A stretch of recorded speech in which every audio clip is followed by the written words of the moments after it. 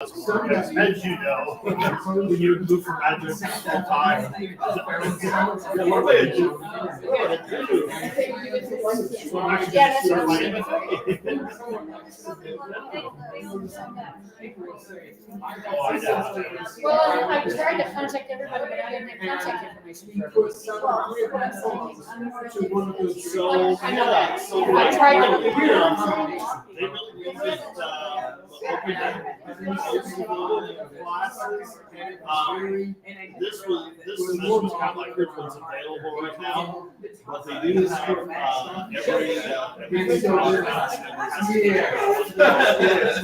which I really like.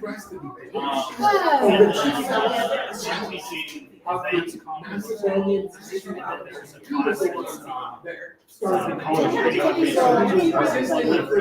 and I do 2 sections a day. And there's a professional writing class. I do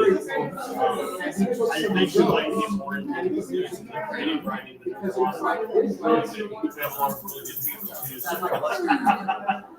Then we take 12 to bring into so I'm excited. I'm teaching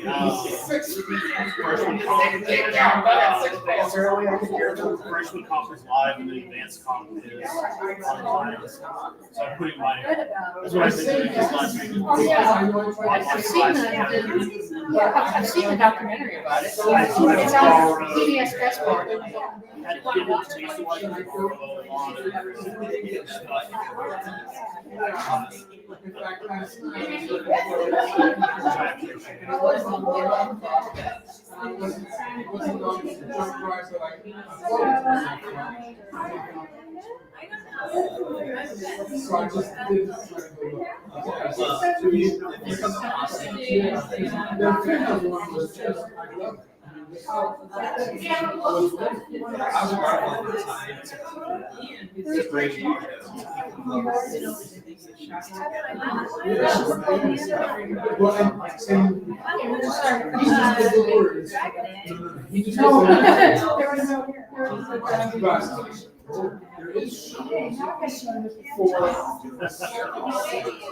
So the words are there. So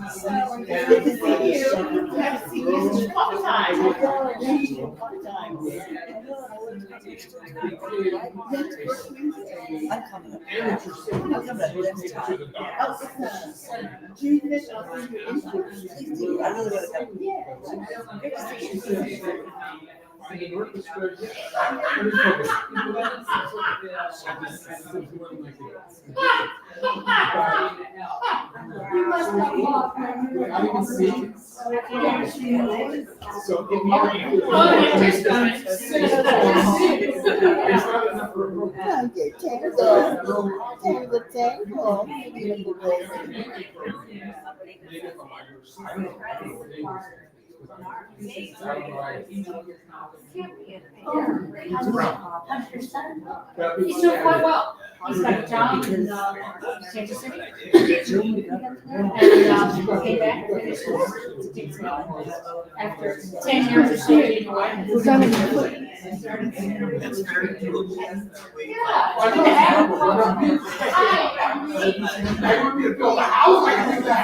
Episode 8 was a long hour.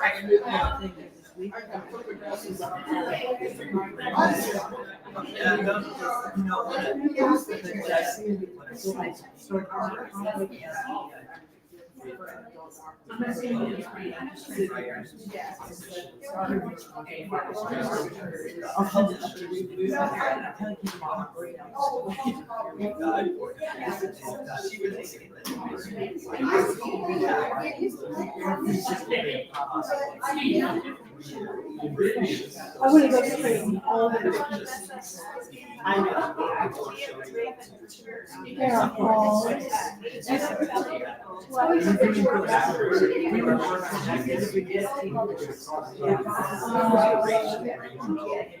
Well, I am a rock museum.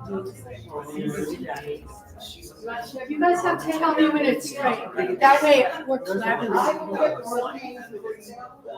I will be able to collaborate. This is pretty good. This seems to take us. My girlfriend, you just. Oh, they can interact. Wow.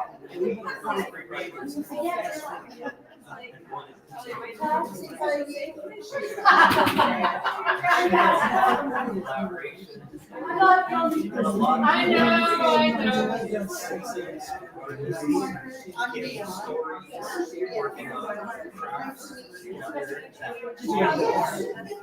Hey, Margaret.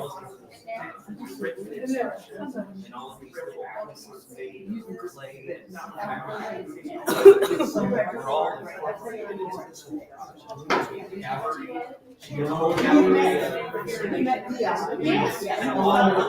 I know, we're adding, yes.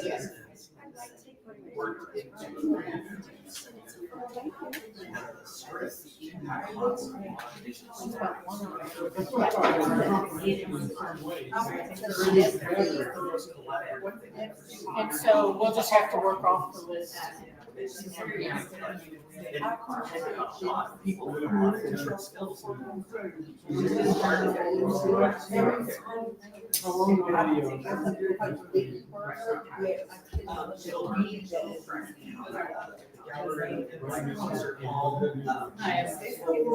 what I've got. For who's here, who's not. There's here people have to hear. We're gonna meet after the break.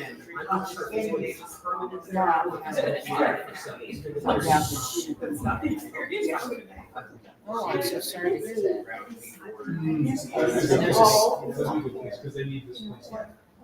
And there's a second. There's two minutes. We added the,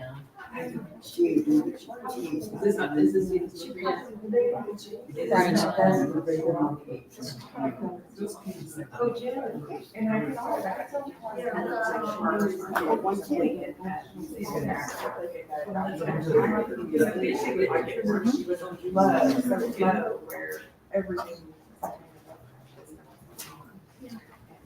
So I can't remember how we were doing this. You were starting, right? Good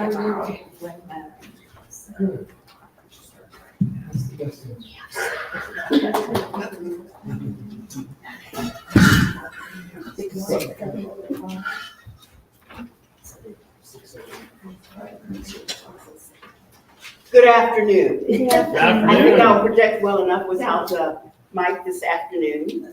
My name is Annette Billings, and it is so awesome to see you all here.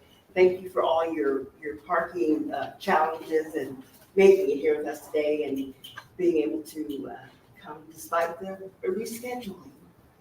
First things first, the bathroom that I am aware of is through those doors. Each poet will have approximately 5 minutes to read. I'll do a timer, but I'm not going to pull anyone off the stage with a hook. There will be some people that weren't able to make it today, so time should not be quite as essential as what we initially had planned for. There are books to buy, look at, peruse on the break. A reminder that this event will be recorded. And speaking of cords, be sure to be careful of the one that's going across the floor here that you don't trip when you come up. What we'll do is we'll have a list of readers here on the podium, and please introduce the next reader after you have finished your portion. On the table to my left is a basket, and there are Post-it notes there if you'd like to leave a message for Rhonda, who is recovering from a second surgery and is enjoying our support and positive energy. Did it? See, we're a tag team duo here. And also, she did introduce herself, but I think you all know the brilliant, the amazing Annette Billings. And I am the brilliant and somewhat amazing Diane Silver. Okay, today's event is in honor of both Beth Schultz and Rhonda Miller. I hope you know that Beth Schultz has been an integral part of a healthy community living in Lawrence. She has given personal grants to community gardens and to the Lawrence Art Center. Beth has dedicated her life to educate and has often used poetry as a means to that end. And Beth founded the Poetry Fair. Several years ago, Beth passed the Poetry Fair and the celebration of spring through poetry to Rhonda Miller. Thank you, Beth Schultz, for all you've done for Lawrence and for the poetry community.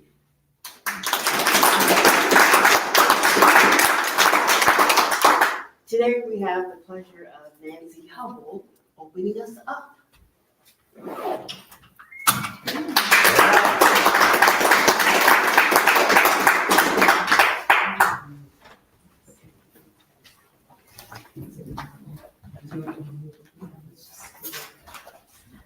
I come from subsistence farmers who chopped a little cotton in order to buy sugar, cloth, and tobacco. Well, not tobacco, actually, they grew tobacco. But they always had chickens, and their motto was, if you have chickens, you'll never, ever be poor. So Rhonda asked me to bring the blessing and welcome to you from this other species.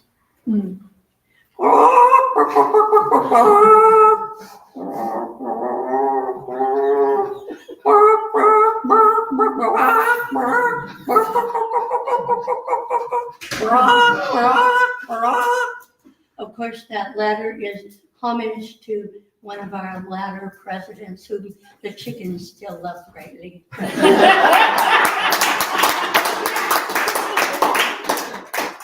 Now the translation. Welcome. The flock has gathered. How beautiful we all are.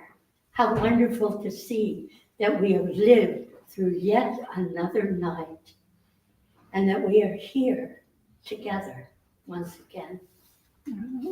Blessings upon us. May all our eggs be smooth and easy, all our scratch rich with corn. May all our runs be clean and breezy, and all our coops face the dawn. May all our chicks be easily taught, and every bug swiftly caught. May all the hatchets raised against you be useless, and all the varmints you meet be toothless.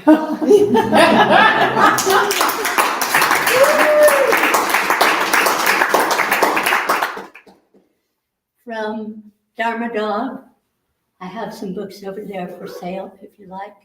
Beloved Moon, Mother's Milk, My Food at Night, Subtle Shadow, Following Soundless Shadow. Beloved Moon, Darkest Light, Cools My Sleep. Deep Water Ice, the sweep of seamless dreams. Beloved Moon, Death, Rebirth, slow down magic. She disappears, yet never leaves me. Beloved Moon.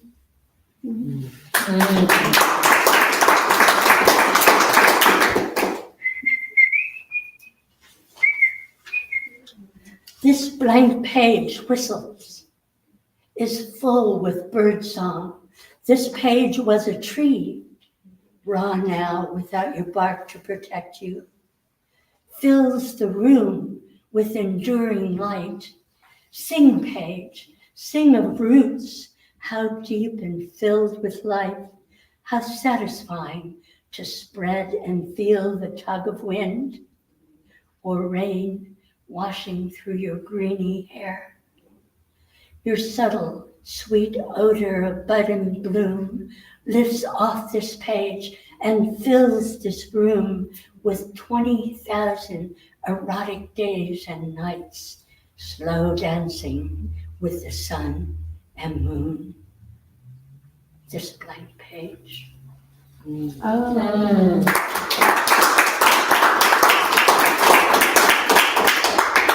And for Rhonda, ho, death, you old bugbear. I know your breath, that stale, empty, rattling exhale. I feel you there, just inside my ear, just beyond the next sleepless night. You'll have your day sooner or later, but until then, you will remain a smudge, a shadow on my glasses. And as for today, I take that soft rag I call sweet life and I wipe you off. Yeah.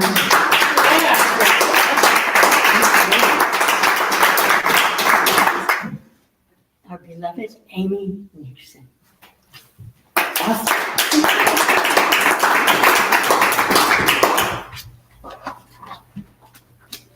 I heard a song about homegrown tomatoes and all the things that you can do with them. And one of the things it said was make your own tomato juice, which I'm of the V8 generation. I would never thought of that. And I thought, what kind of folks make their own tomato juice? And so this is whatever. It's called Woven. She makes her own tomato juice and wears her dead father's pea coat from the Navy, its lining smelling of Brock's butterscotch candy. She can sense a good deal on a Turkish rug from the sidewalk outside a flea market. She hates jazz, but loves the look of a saxophone in capable hands. Her bookshelves and her hips are wide, with room for more. More words, more reverent fingerprints, more exclamation points in the margins. She kissed you once at a party where you were both a bit drunk and on dates with other people. She kissed you this morning over buckwheat pancakes and a half-done crossword, then wandered off to water the houseplants. You pick up her pen and begin where she ended, filling in 6 down with Kilim, a fringed Persian carpet.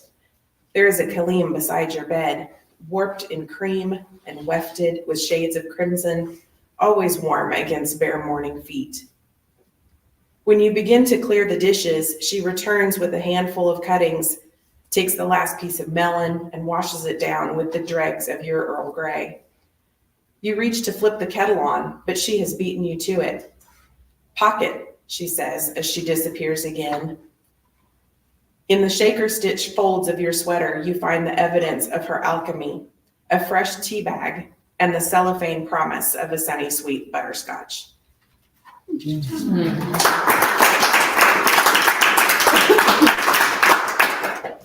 And this is called When Are You Gonna Come Down, which is an Elton John lyric. On a map, you can spot a dragonfly in a nosedive somewhere between Fort Smith and Texarkana.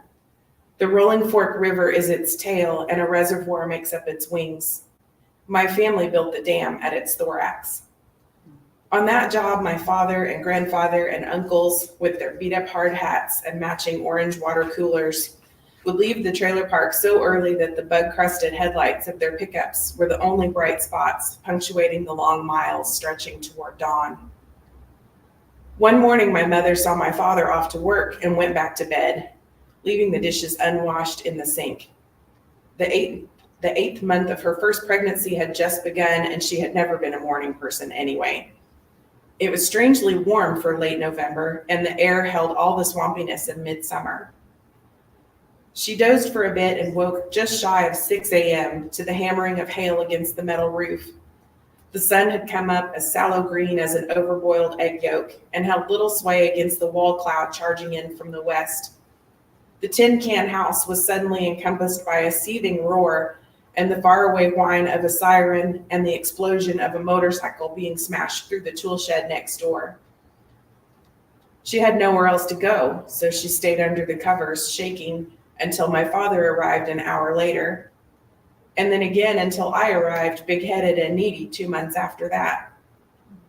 Goodbye Yellow Brick Road was always howling out of the radio speakers that winter, like some sort of backhanded omen. The only damage to the trailer was the remnants of distilled fear that continued to cyclone up out of nowhere, winking like dust motes in the sunlight. But we were upended by the F2 all the same. Daddy hired on at a different dam, Kaw River, up by Ponca City. A new mobile home was waiting for us there, a cheerful, yellow-sided Windsor with genuine pine paneling and a built-in 8-track tape player. We carved a path west, and a year later, east, north the year after that. We twisted south just in time for kindergarten for that bridge build at Little Joe Creek. Roots were put down and pulled up until Daddy landed a desk job and gave his steel-toed boots away. We got a house without wheels under it, where Mama swore she would have a tornado shelter installed in the yard, but never did. That house was solid brown brick and stucco with a proper shingled roof that muffled the sound of a storm so well we wouldn't know it had rained in the night until we stepped out into the kind of morning when giddy dragonflies skate across the puddles, into a sun's out, shiny, wet world, fresh as a newborn baby. Do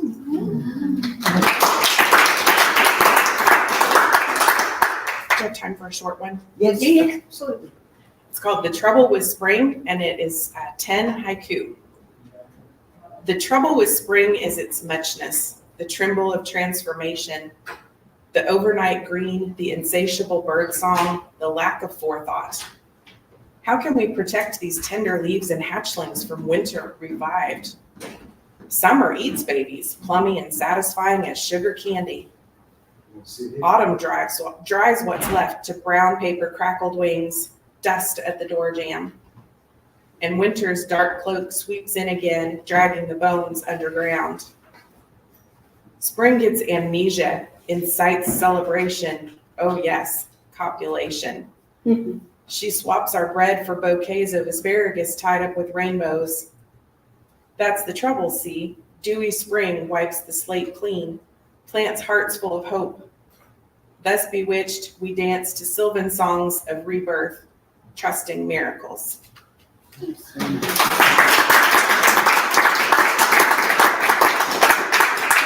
Next is Curtis Becker. Dave Curtis.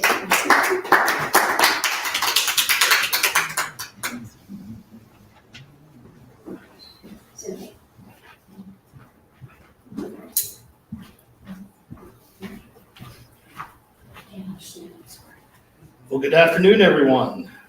Hi. Well, I've got a few pieces I'd like to share with you today. This one is called Bathroom Talk. How did we use the bathroom before TVs were mounted on walls above urinals and cell phones played TikTok from the back stall?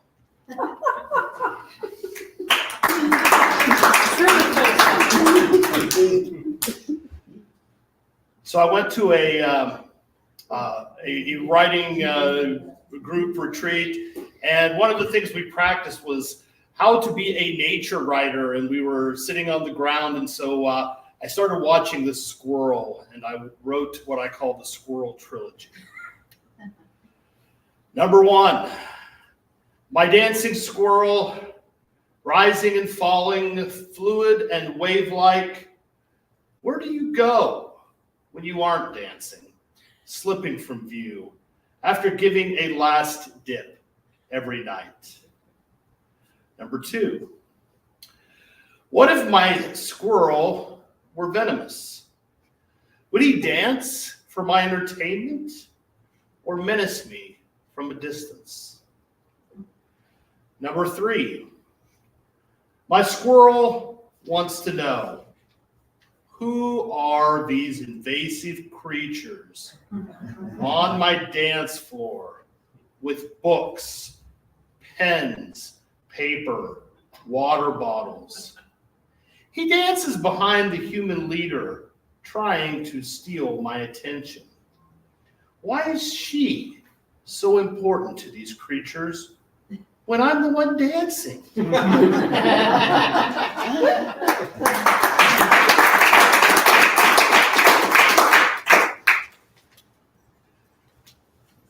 This next one, I have a sister who lives in Chicago, and as some of you know, a great way to get to Chicago is on the Amtrak train.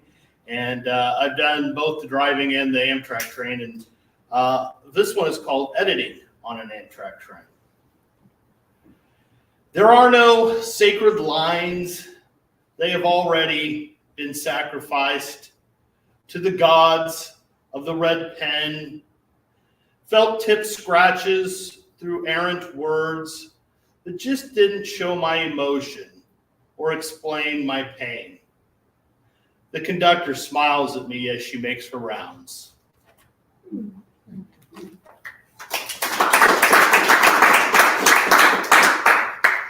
I chose several smaller poems today. This one's called Busy. Pizza ordered, forgotten, thrown away. Did they get busy? Emergency? On the way? Was there death? The voice on the other end of the phone never arrived.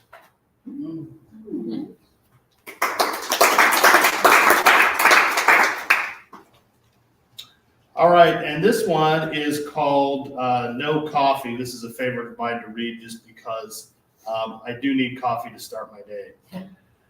No coffee. Sometimes no coffee comes out of the machine because you forgot to add more water. That's the day you really need coffee.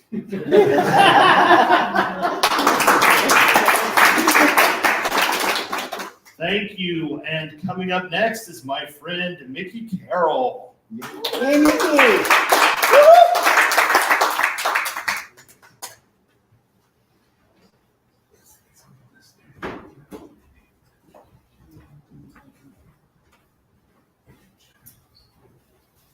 Hey, guys. Hi. Rhonda, we all have our hearts and prayers with her. She's the editor of my poetry book, which is a never finishing poetry book. You know how some of you feel about that? So I have a little chat book I put together, unedited, be aware. So if anybody looks at it, know Rhonda is needed. This is called For a Split Second. For a split second, I blinked and the world disappeared. All rotation stopped and the earth dangled precariously in time, out of time, for a time, timelessly. For me, an eternity passed, neatly balanced on the end of a needle. I knew I could just slip through the narrow gap into paradise. Winds stopped blowing. Voices paused in their singing, and my intake of breath caught in my throat, as if my most desired stood before me, dressed in sheer crinoline, irresistibly enticing. Wave and particle split left and right, fissioned and morphed, selected, and once selected, all choices parachuted from there, no going back. No do-overs, no oopsies, no regrets, no help, just left or right. Within the blink of an eye, in this moment, now, as I hold my breath, all is paused.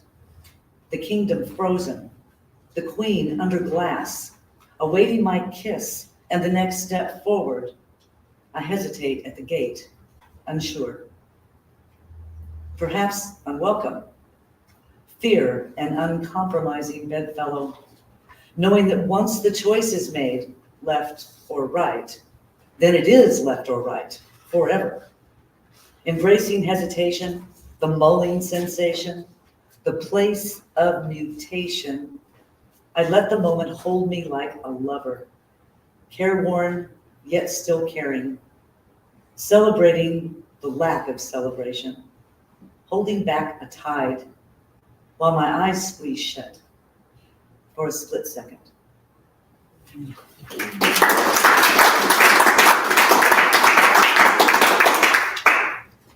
I got turned on by quantum mechanics when I ruptured my Achilles tendon. So these are all sort of, like do hydrocodone and lay in bed for 6 months. This is called We Are.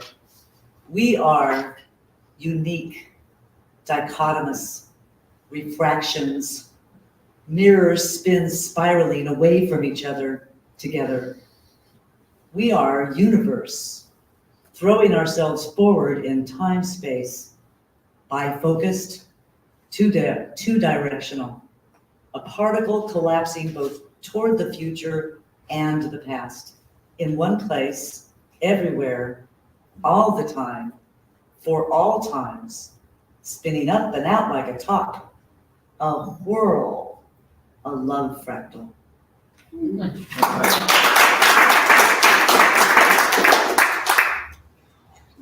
Anthony Boynton.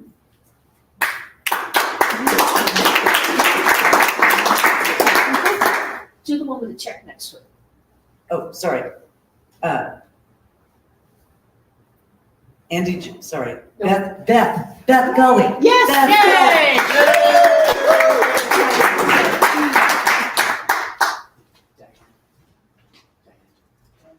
What? I did.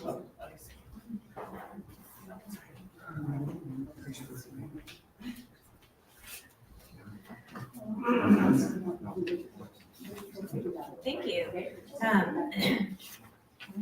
So I am Beth Gully. I'm going to read 3 poems. Like Curtis, I usually have really short ones, but I have a little bit longer one I want to read for the third one. So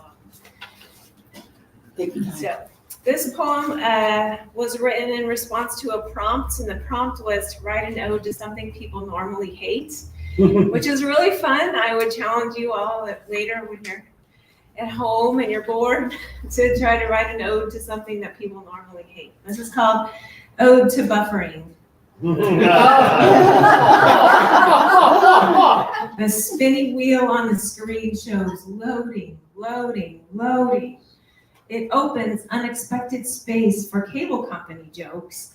Overfeeding the cat, a trip to the toilet. Don't curse the buffering wheel. Bless the moment to breathe, to process, to wait. All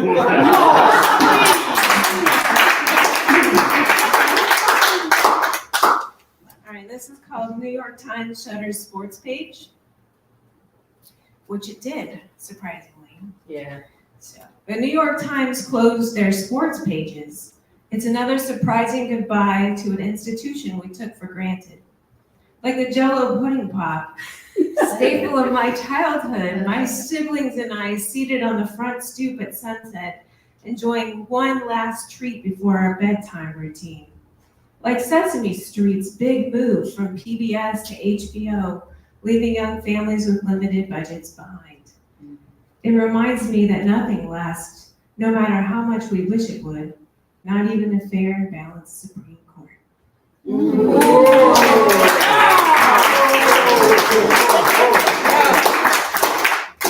Nicely done. Yes. All right, and this, so I was surprised.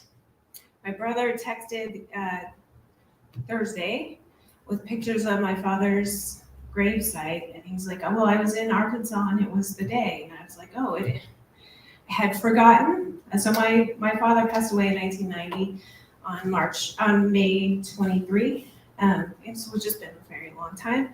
And a couple of years ago, I wrote this poem to honor him. And since I was reminded that I had forgotten, I thought I would honor my father today by reading this poem about him. It's called For Father's Day. 16 things I remember about my dad.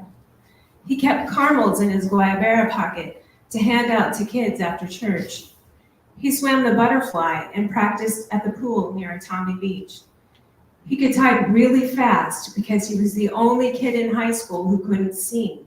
So he took 3 years of typing while everyone else was in choir. He spoke Spanish with a British accent. He had a ham radio operator's license, and he knew Morse code from his days in the Army. He liked to put ketchup on food. He was good at telling stories and often began his sermons with them. He played basketball on a rec league. He gave out the White Tornado Award when he hosted church camp. He would put on a red hat and pretend to be his brother Fred. Uncle Fred often brought the last birthday present. He made up a song that was supposedly Olivia was playing when she cleaned the piano. Susino, Susino. He helped me write to prospective colleges and get admissions information sent to me in Paraguay. He taught me how to study by helping me prepare for tests in Mr. Cronin's history class. My dad liked to visit historic places. Our last vacation was to the missions of Paraguay. He liked to go on nature hikes. When I was really little, he would carry me on his shoulders while we walked. He loved God, my mom, and tried to love everyone else too. He was his authentic self all the time. He died of pneumonia a few months after he started teaching me to drive. It's been 32 years since I've seen him. The empty space he left has clouded over, but his love and faith sustain me still.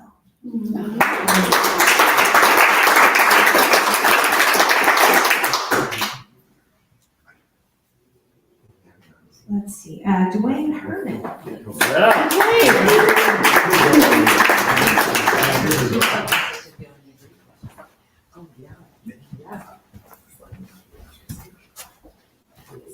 I want to start by addressing you Wow. and the chickens. I was in Tractor Supply Company before COVID, and there was a little revolving book thing, and one caught my eye, said chicken talk. And so I looked at it, and this guy had spent more time in the chicken house than I had, and that was my favorite place growing up. It was better than being in the house or the barn or anyplace else. And he had learned to talk chicken. And he tried his first time trying it out, he made the sound for danger, and the whole flock looked up. And he said, I got it. I got this. Now, I want to tell a little story about Lawrence that nobody else knows. My grandma told me this. And we don't know the year it happened, but my great-great-great-grandfather, she said, was traveling west and camped overnight slightly east of Lawrence. And some guys came and stopped and visited and then went on. And then she concluded triumphantly saying, they went on to burn Lawrence. But they didn't rob the family because great-great-grandpa had $20,000 in gold. Now, everybody for decades thought that was just a story that grandma made up until I started doing family research. And I found out that John McAllister, that great-great-grandfather, in Philadelphia, where he settled after coming from Ireland, owned a brickyard, and he sold it, and owned a dairy, and he sold that to buy his brother's farm north of Holton at his estate sale. And my aunts and uncles went, oh my God, Mom was right, because she often wasn't. But we don't know the date, and the date of Quantrell's raid and the date of him buying the farm don't match up. But there were other bands of people going through the countryside, so that doesn't invalidate the story. But it may not have been Quantrell, but it was somebody else. So I just wanted to share that with you because it makes Lawrence personal to me. Anyway, so I got 5 little poems there. I was going to read out of my new book, but these things happened after I said that. So these are 5 poems that got accepted last week. 2 of them will be in an anthology called Minute Musings. And just this morning, I got the proof pages, and I haven't looked at them yet. Anyway, so this Minute Musings is for short pieces.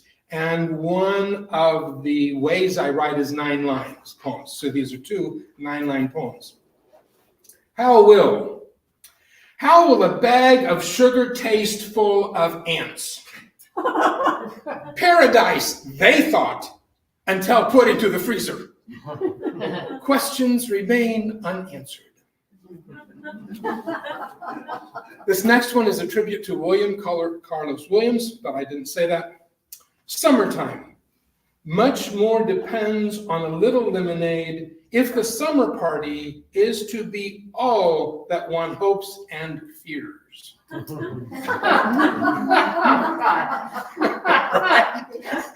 You never know what's going to happen by the time the party's over. The next 2 will be published in November in a periodical that I can't remember the name of because I haven't had anything there before, and it's got 3 words. And at the last Words in the Wind, we had a little discussion about whether a poem is based on facts or whether it's based on truth. All of these that I'm reading are based on both of them. When I took the bag of sugar out of the freezer, I was really surprised that some of the ants came back to life. I guess they hadn't been frozen solid enough. Anyway, so facts and truth. Mind versus brain. Mind wants one thing, knows it can be done, has seen results, but brain works another, different way. On its own, does not produce. How to bring the two to functional union, that keeps human sharp. And if you have ADHD and dyslexia, you got that. That's what it is. Swinging time. Swing high, swing low, emotions go and go. Medication taught brain new levels of serotonin well, and brain responds with steadier stream, more constant calm, and even thinking. Emotions now assist functions, not impede, and life takes reliable turn with peace, serenity, and hope. Because I also have a condition called cyclothymia, which is a mild form of manic depressive. And the doctor gave me some pills, and he said, sometimes this will kickstart your brain and it'll be producing them. And so it sort of did. So I don't have those really bad days when I want to die at the bottom of the cycle, but I don't have those high days that were just wonderful. I'm just sort of in the middle of it. This last one is in response to a prompt and after a conversation with my daughter. Dad said, after leaving home, daughter learned to cook more food than at home. One day, father asked about her skills. How do you make an egg roll? Like a tortilla, she began, glad to share, and father listened. After a while, he said, to make an egg roll, wouldn't it be simpler just to push it like down a ramp? She stared at him, not comprehending, and then realized the joke.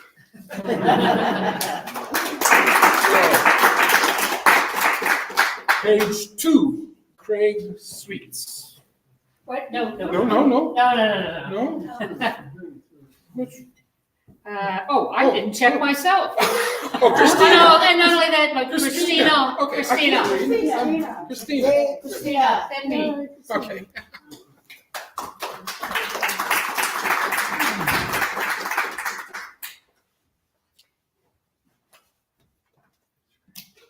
Hello. Hi. How's everybody? Awesome. Okay, my name is Christina Hauk. My wife and I moved to Lawrence about a year and a half ago. This is my first outing at this event. I'm really happy to be here. I brought 3 poems. This is a really old poem, and it really happened. It's called An Angel.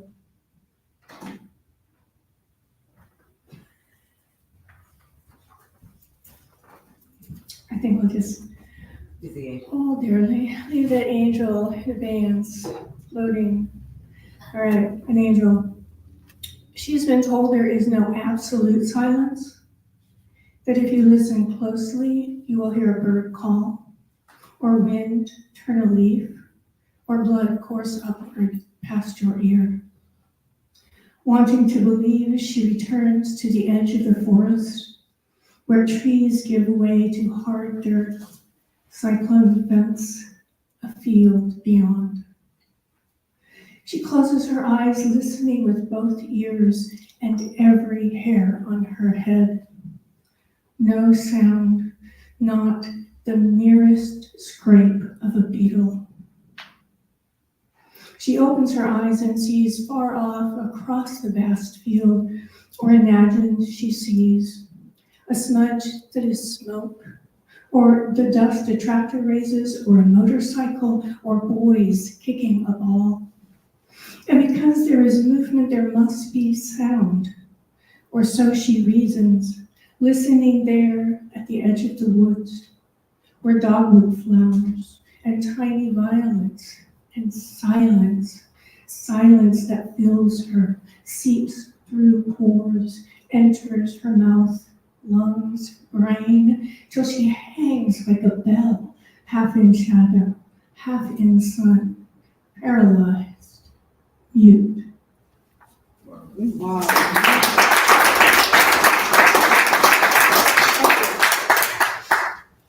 This, I'm a thirsty woman.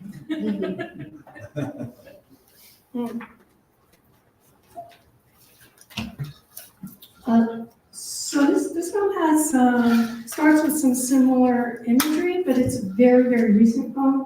And I've grown a lot in the air reading, I don't know, 30 or 40 years, at least I hope I have. It's called Cauldron. I could have been a bell hanging from an oak, singing sweet and clear when mallet tapped, or acorns, or rain. I could have raced across the valley, touched the far hill, danced back, sending my song to high-flown birds. But no, I squat in this cave, 3 round feet clenched in red coal, haunches tasted by flame, belly filled with belching mess, tail of newt, eye of toad, and I moan.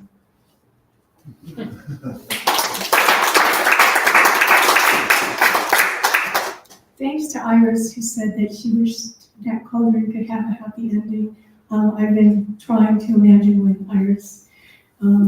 But I have some, we all have our bents. We get crumpled up like sheets of paper when we're a little kid and we get smoothed out. But some of those little crumple lines remain, right? So this poem is called Zombie. And I don't think I need to ask this question, but you do all know who Mary Oliver is, right? Well, I know Mary Oliver. All my stories end in disaster. But they're true.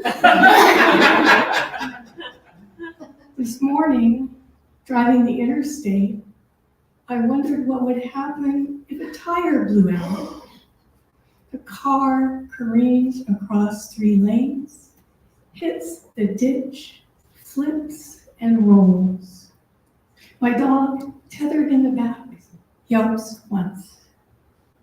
I hang upside down for hours in the cold, hearing Tango's soft whimper, trying to write a happy ending. Red lights, voices, jaws of life. I'm sorry, ma'am, the dog is dead. In the hospital, I cry. The doctor pops in. Surgery in an hour. The nurse takes my hand. You'll feel so much better, she says, after the surgeon removes your brain. And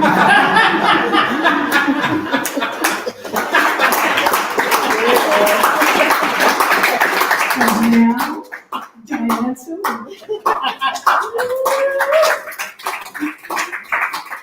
Well, that's hard to follow. Okay, we will do some reorganization at the break so that everybody who has gotten here late and hasn't signed in yet will have an opportunity to sign in, and we'll get everything organized for the second half, because I'm the last reader before the break. And I also need to ask for your dispensation. I have 7 poems because this is something new I've been working on. A little while ago, I got enamored of sonnets, and I heard about something called the Crown of Sonnets, which were 7 interlocking sonnets. And then I started futzing with it and wrote a first draft, which Christina and other people kindly critiqued. And I realized that I don't like the idea of calling it a Crown of Sonnets because not only am I changing some of the rules, but, that's so aristocratic, so I'm calling it an expedition in 7 sonnets. So this is a world premiere of sort. And I started this in the fall when the war in the Middle East started. And this first sonnet is going to be published next month in Mockinghart Review. This is called The Matches in My Pocket. I am angry at my hands for failing to erect even one dome over a single city Bombs would go tink as they bounce off its shiny surface and disappear into thin air. I am angry at my arms for refusing to reach around the world to carry even one stretcher with a bleeding teen to doctors who could save her. I am angry at my lips for not opening wide enough to sing siren songs to lull the sailors of destruction to sleep on the decks of their fierce ships. I shall rake the brittle leaves of autumn, build a tall mound of dry, dusty bits in the corner of my yard against the fence, finger the matches in my pocket, decide whether to light the whole thing on fire. 2. Finger the matches in my pocket and decide. What is it I have to hide? Piddly things, a wrinkled tube of cortisone cream, hairbrush I haven't cleaned, a package of baby wipes used to make private parts pristine, shoved in a drawer when neighbors arrive. Bigger things, the pain in my hips. Larger still, the rage in my mouth that scalds the skin off tongues. Biggest yet, once upon a time I declared myself a pacifist. Then my son was born. I've seen the men who drop bombs. I've had coffee with them. I've admired their jokes. Those men don't understand themselves either. 3. Those men don't understand themselves either. Who should we have been after we climbed down from the trees we were supposed to stay in? Our big brains think up chocolate cupcakes with white frosting and sprinkles. The Causeway Bridge, 24 miles long. The Biltmore Estate, 35 bedrooms. And the cardboard on the street that's bent with a dent of a woman's body found wearing dirty jeans, 2 sweaters, a wool coat that once might have been red, knit gloves under torn mittens. The first beggar I ever saw was in 1964 outside the world's tallest department store. His face of scars, his eyes opaque, the sidewalk so packed, the sound of people turning away thundered. 4. The sound of people turning away thundered. But we all know storms. Tonight, the weather sirens in my neighborhood wail like a train. The rumble of a funnel, of a freight train bearing down, of air made green and full of flying shards. Live in Tornado Alley long enough, and you accept the wind as your master. A straw driven straight into a tree. The house a woman built with her own hands blown into sticks as if the wind sought to teach her a lesson in futility. Should we be angry at our hands for failing to hold the air back? Like a new widow who realizes the hand she most wants to hold has grown cold, we must find room within ourselves to fall on our knees and wail. 5. We must find room within ourselves to fall on our knees and wail, but I don't want to. I want to pretend. I'm the girl in the corner with blocks, cardboard box, green plastic army men. I fought wars with them when I was 10. I lined teddy bears up along the edge of my bed, imagining they'd keep Daddy off me at night.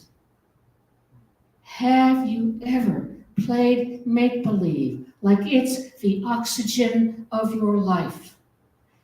Built stories like walls you reinforce daily with fresh cement. If I let all my feelings in, will I drown, mouth open, filled with dirty water? Or will I sink down so far my toes can touch the seafloor? I want to push off, bob up, and breathe. 6. I want to push off, bob up, and breathe. One night, the full moon catches sight of leaves dancing. No one else seems to be watching but me. The leaves sing quietly. The same night, a woman in scrubs walks a hospital hall, checks each room, keeps soft watch over her charges. In an apartment, a mother bends over a crib and counts her baby's breaths. In a firehouse, 2 people sit beside an ambulance, eager to be called out to help. Come morning, the brother of my soul will teach my 4-year-old to play baseball with a plastic ball and bat. Not one slap will come out of that man's mouth. 7. Not one slap will come out of that man's mouth. I want to finger the matches in my pocket and know what it is to be like him. I want to find the room within myself to wail. I want to know whether the storms in our hearts can ever break like fevers do. On bombed out streets, on piles of debris, on sidewalks where we refuse to look at the people on their cardboard sheets, on beds in bedrooms where monsters bloom, on the altar of a child's dread. We must decide, who do we want to be? I am angry at my hands for not being able to erect even one dome over a single city. I bless my hands for wanting to try. Thank you. Thank you for seeing it. So now, people who came in late, poets, thank you for listening to 7 Sonnets. And folks who came in late, come up and see me, and I'll make certain you're checked in, and we'll get it organized for the second half. So it's a 15-minute break.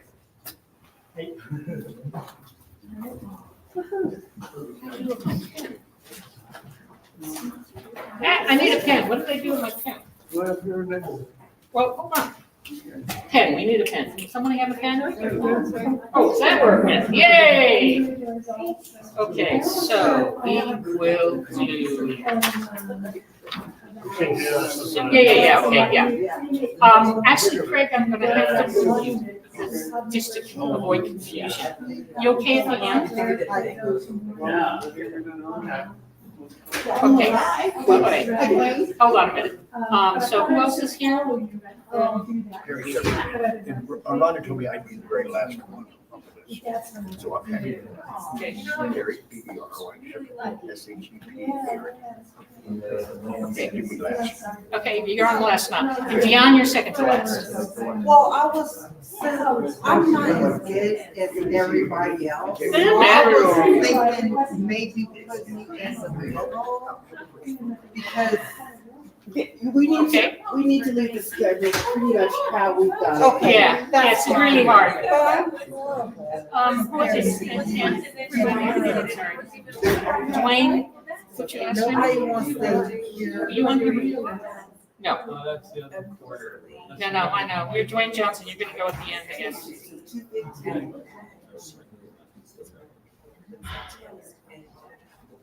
Okay. Is there anybody else who hasn't signed in, who wants to read? Do you want to read? I wasn't signed up, but. No. Sure. We got room. Go sign up.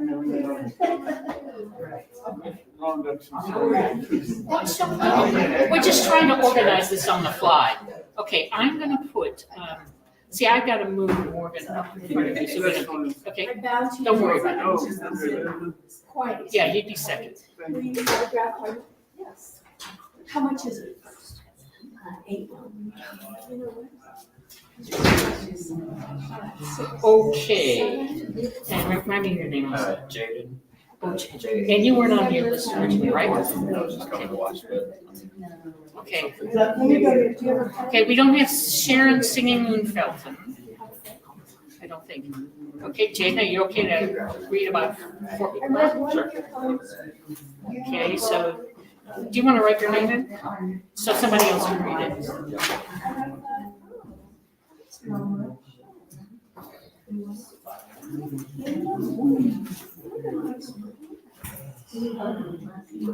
Thank you.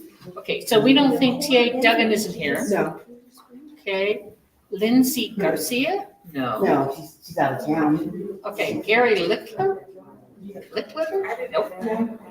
Brian Doldorf? No, I don't see him. Jane? Yeah, Brian is here. Yeah. Brian is here. Yes.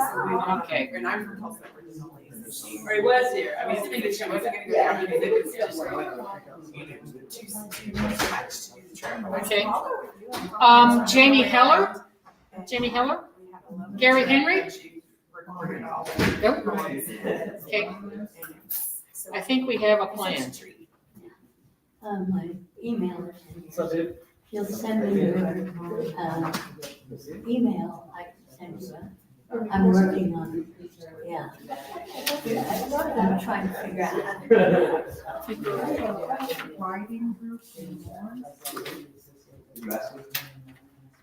Okay, I think we got it. Awesome. Well, how'd you like my thingy? That was awesome. Yeah, I loved it. I love how it's so. Yeah, I love it. Yeah, well, I'll let it marinate for a while and see if it's, you know, it really zigs and zags from sonnet to sonnet, but we'll see how it goes. But yeah. So. Yeah. You like some of the changes? I do very much, yeah. I do very much. But I'm kind of refraining from giving any notes because it reads really well and I think overarching is working. It's very much, Feel free to email me to me, and, I'm even the facilities, so that they can see it. Very good. I'll just hold on.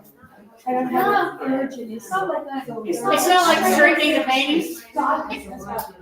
We can't all sit here and look at those crooked pennies for the next 2 hours. It would be horrific.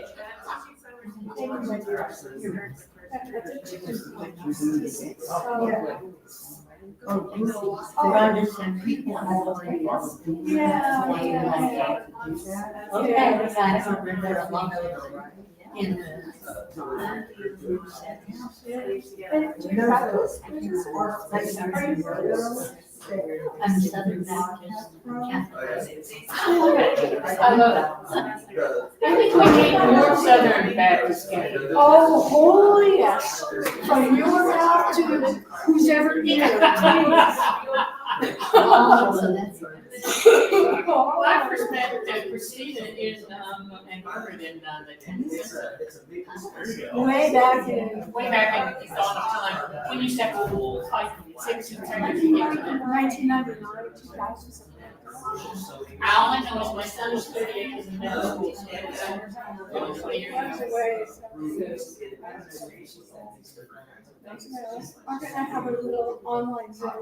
Oh, So if everyone will schedule people to meditate, yeah, we can practice 3 times a month. It's great, roll out of bed, sometimes I scale. You just have to jam jam it. Just make sure the right part of your body is covered in them. Well, between my hip and my knee, I can no longer see it on the floor. Yeah, I They, guess. they just don't want it to go that way. It hurts too much, so I sit in the chair. I have a little child too. It's just the right height. Exactly the right height. I've had to sit in the chair and take part of it. I don't even want to down there. And it just makes- Beyond my own makes a big knowledge. difference because it's like, okay, I just need a chair with a decent, you know, back. I need a regular size chair. But I looked at giving the back. Yeah, I definitely need way away from those. And I have to say, you are so sick. Because number one, starting with the jams. Boy, do you sound. And then the translation, it's just. Does she do Ryan definitely or what? As a chicken or in the translation? I'm not fluent in chicken, so I can't tell if there was wine in there. Oh, But it's yeah, me. But, I mean, the rest of the It's a very Italian. yeah. I did a lot of them. So I used to it now, but maybe I will have Frank help me, whether I thought if I could. Oh, there's nothing. Not any. Damn, I thought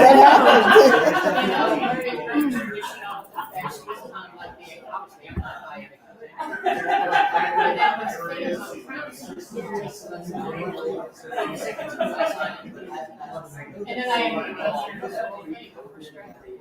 read like a doing and I said, when you have So creative arts trivia. because there is some brilliance. And then I So it would definitely work on my time to see what they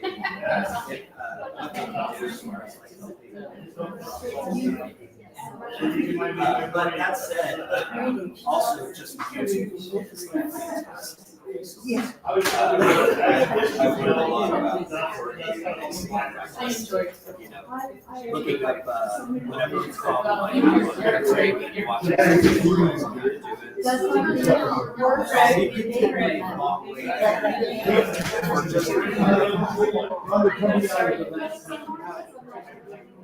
Oh, God, you made my day. Yes.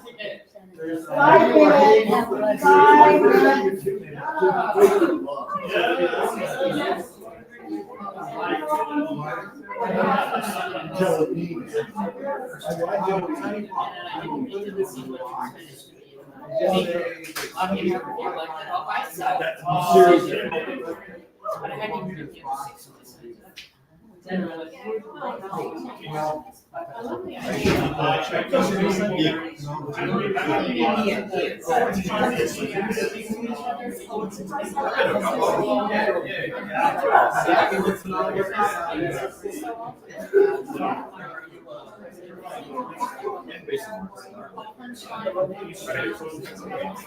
Consider myself.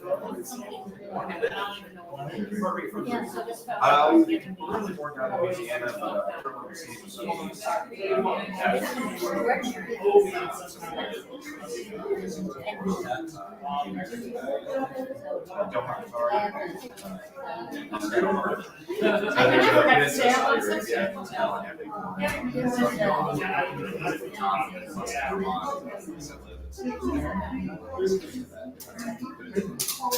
I haven't been all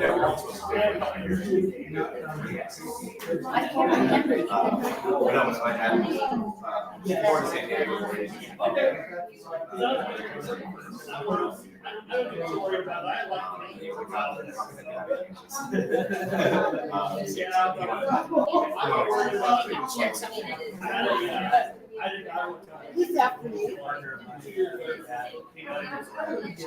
Well, heck. So I put Megan McHugh on here, and she's not here, so, or Morgan's not here, so never mind. Who's after me? Nat, you're up next, I right? know. Who's after me? Well, Frank Sweets, we added here. No,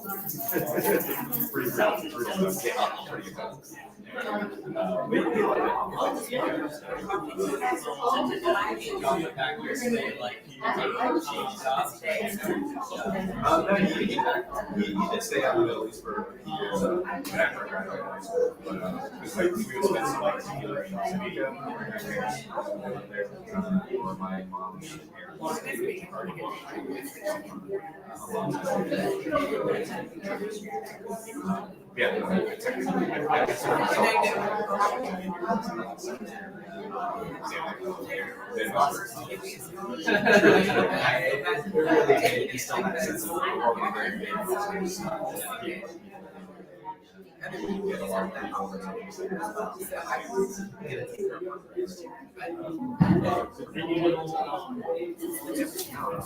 So here's the list that we have. Oh, can you bring it? Some Frank Sweets will come after.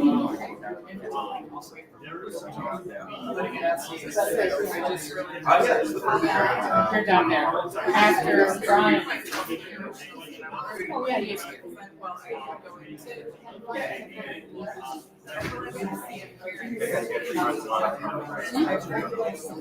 I can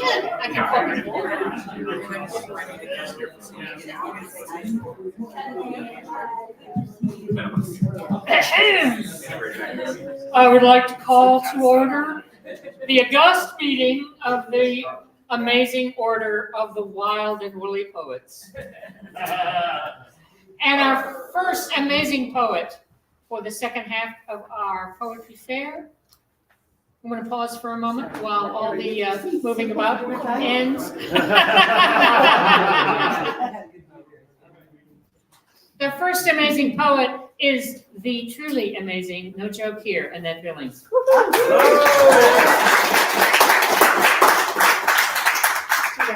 Right here. Good afternoon. Good afternoon. I'm going to share with you some of my newest poetry, still rough around the edges. I had the opportunity to attend a wonderful creative retreat outside of Council Grove, Kansas, called Brave Voice, which was facilitated by Karen Miriam Goldberg and Kelly Hunt, and Nancy was my out of mischief roommate for the week. So this first one is called Priorities, and I read this in honor of Rhonda. And this is some of my post-Brave Voice musings. Priorities. Even with duties marked urgent at hand, don't hunt for her in a fray of tasks that allegedly can't wait, or expect that she be manacled in a milieu of must-be-done. She will not be located in a litany of line items, no. Search a water's edge where she's likely to be found appreciating cat paw ripples across the lake. Only when she turns her face back toward the road should you whisper her name.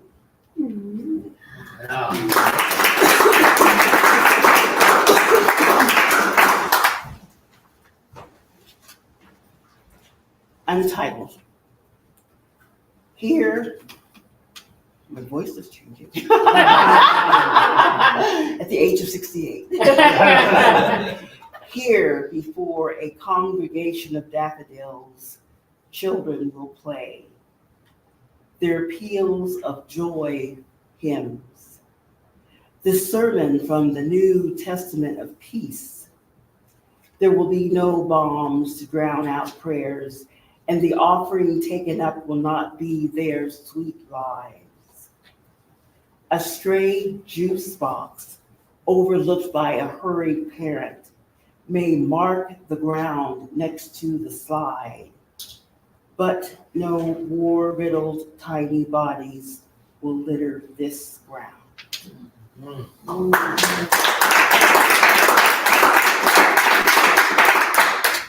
Perforations.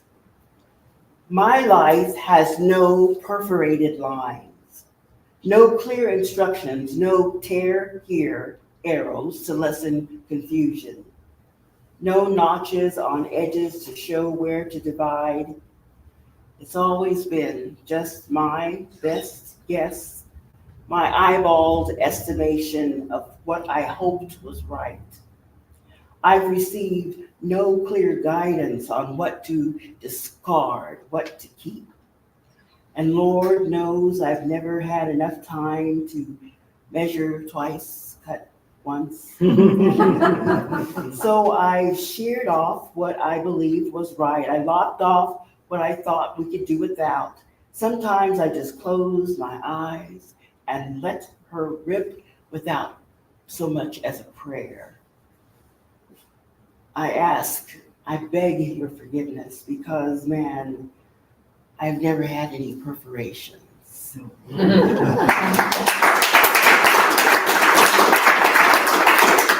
Last evening at a premiere in Topeka, I had the opportunity to say my mother's name in front of hundreds of people, Mattie Frances Jones Billings. And in about 30 days, it will be the 10-year anniversary of her death, or it might have been yesterday. So this next one is an older piece of mine. And as a nurse, I want you to know that your a heartbeat actually is two separate sounds. And if you listen with a stethoscope, it would sound like lub-dub, lub-dub, lub-dub, lub-dub. So as I'm reading this, I don't want you to say that, but if you would pat over your heart.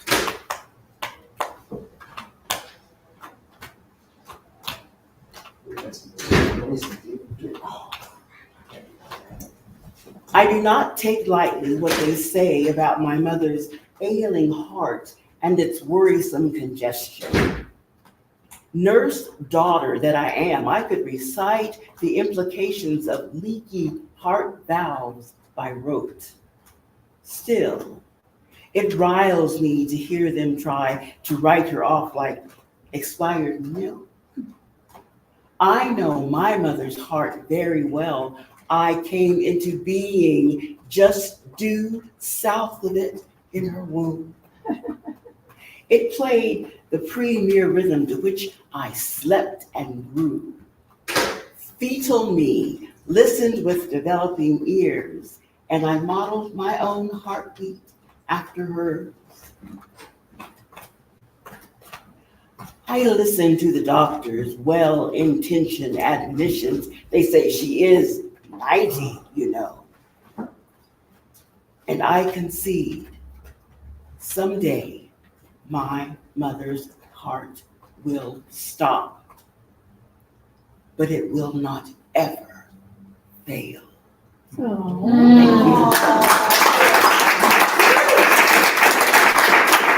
The next person is you, Mr. Thank you. Say your first name, please. Craig Sweets. Craig Sweets. Yeah.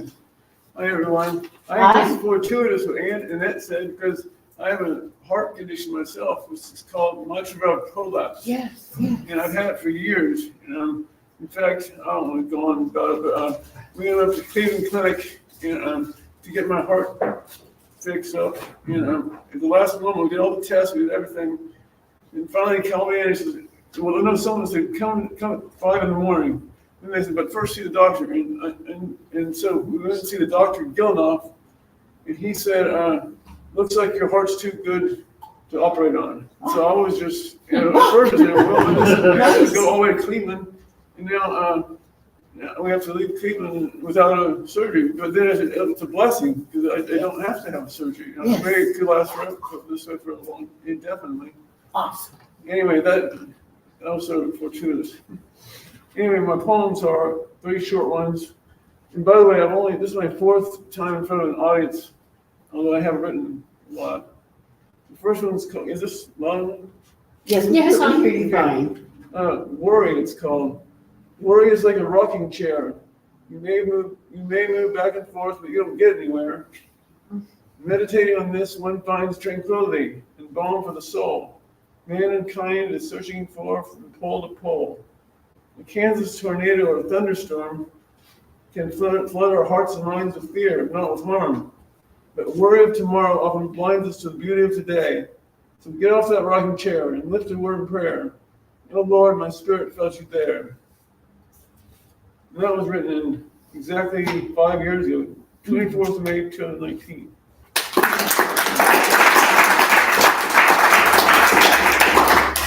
And this next one is, I'm not say about it other than I had a sweetheart in grade school.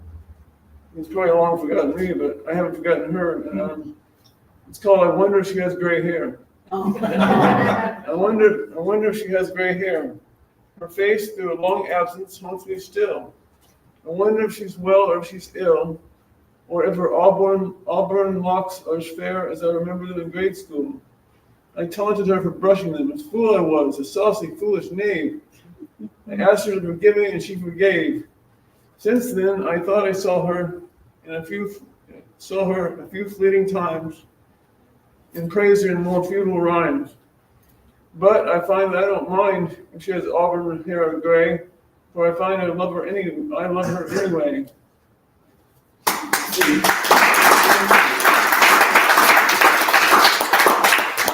Yeah, last one. In this Kansas sunset. There's nothing like a Kansas sunset. The maker of every acre of sky paints evidence on a canvas with variety and a skillful brush, causing the very skies to blush. Lift your head and cease repining. Behind the darkest cloud, the sun is shining. The sun from bourne to bourne is rolled and bathed the land in liquid gold. Daily, nightly, new surprises. I've seen more sunsets than sunrises. Now on the western sky lowering, mighty cumulus clouds are towering. But soon puffy pink clouds come tinged with white, bringing about a fresh and lovely sight. For where one finds a pink and purple hue, there God is painting too.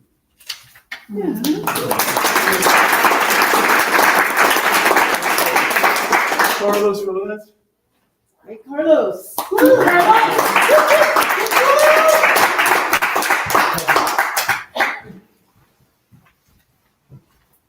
Hi there, Hey. Carlos from Topeka, Kansas.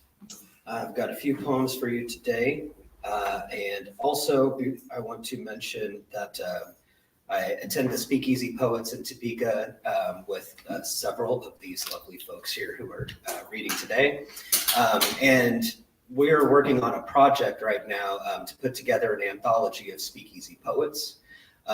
As part of that, I've got a flyer here. There's some over at the table.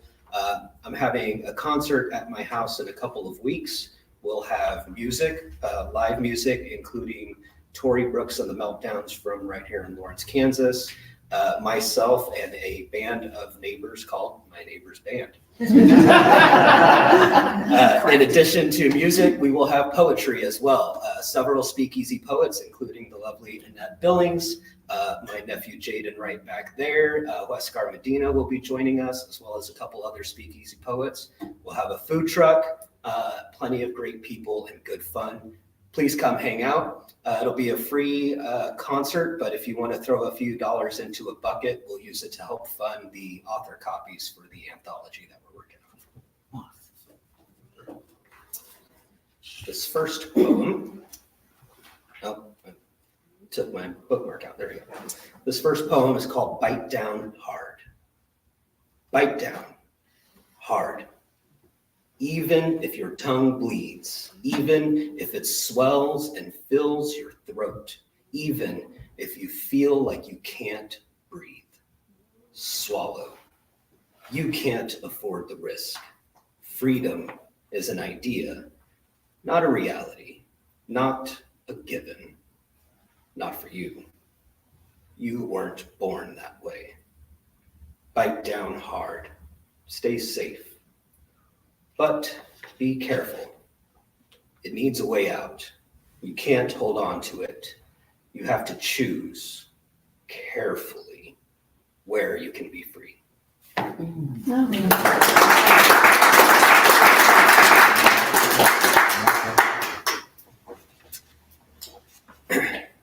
This one's called When It's Just Words. There aren't always words, but if you put them down anyway, if you just take the words and let them anyway, mistakes and all, sometimes it says the truth. Sometimes it sets you free. And when it doesn't, when it's just words, even then, it's space that was made. It's a moment spared for yourself.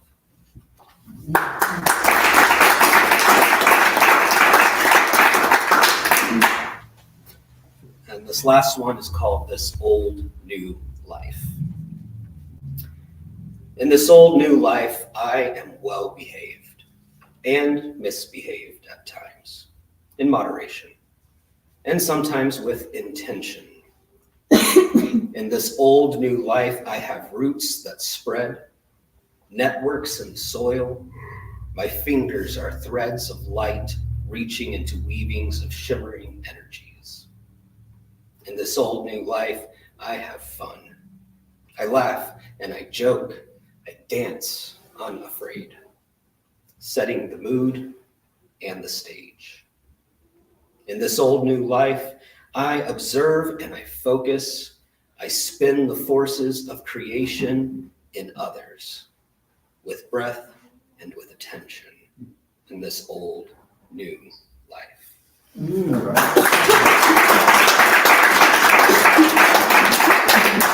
Next is Jade. Yay.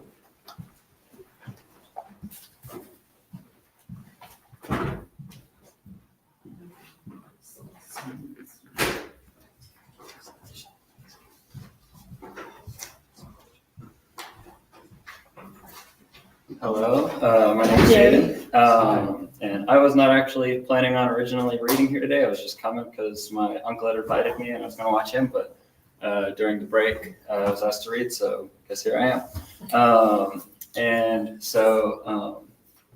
I actually just published my first poetry book last month.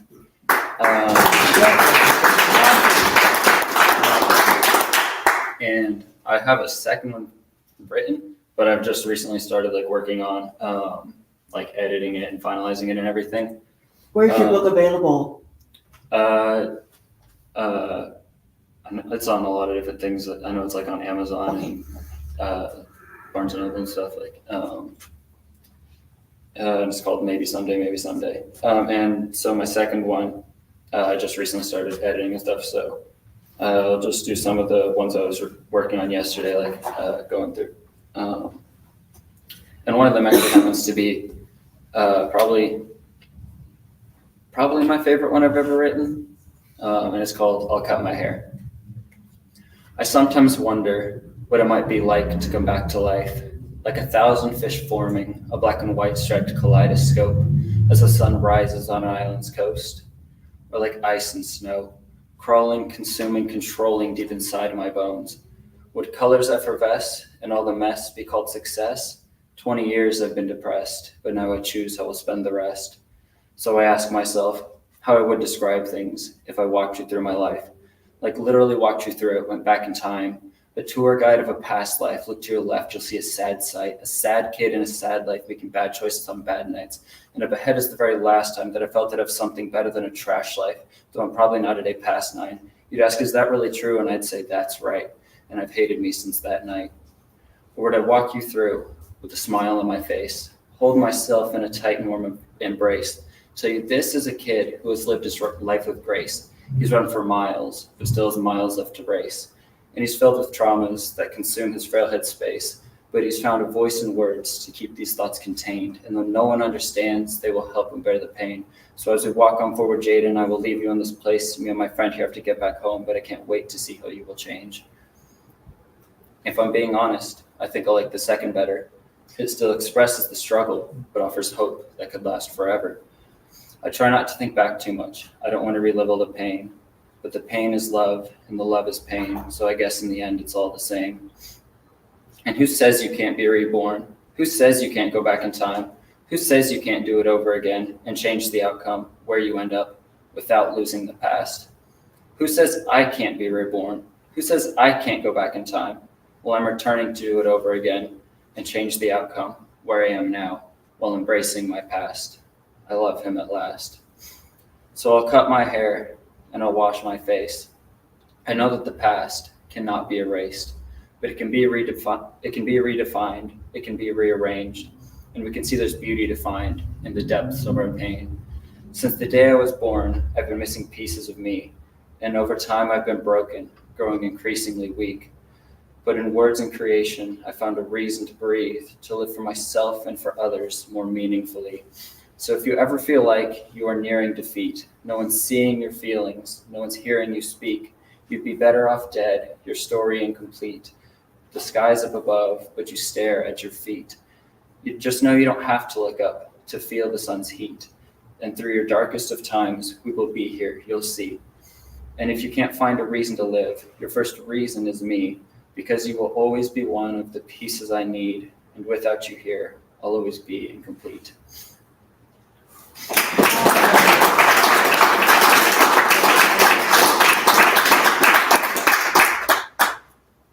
This next one is called Liquid Love.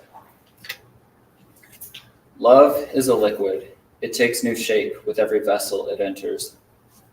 Love is a liquid.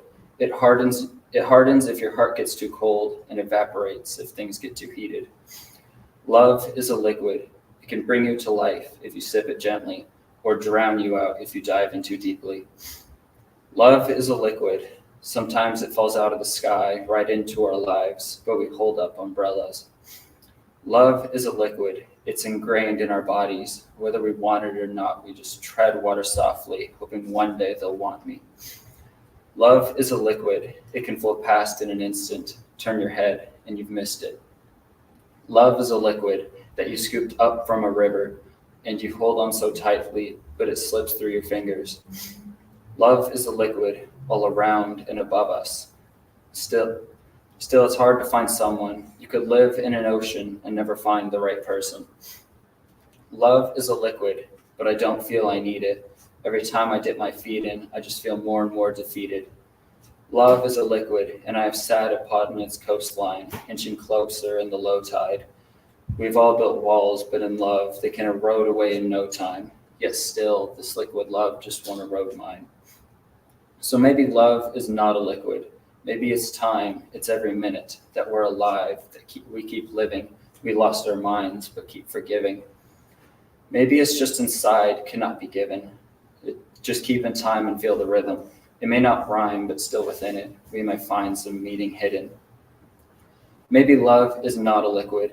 It's just a lie, never existed. It's in our minds. It's like religion, a holy Christ that we believe in.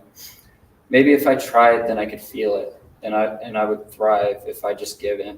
I don't confide in men or women, so maybe I'll try something different. I'll find my love within these lyrics. They'll hold me close and lift my spirits. A broken soul in need of healing. I've been in love but didn't feel it. It's good to know that I don't need it. All on my own, I'll find my freedom.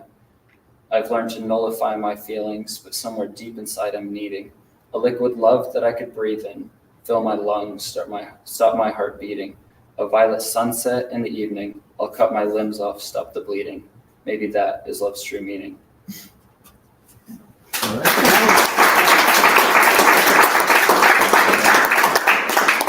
then this last one is just a short one called Tsunami. Somehow I am both the tsunami, raging and hostile, thundering and turbulent, and the city waiting in fear, unable to escape, accepting of its impending destruction.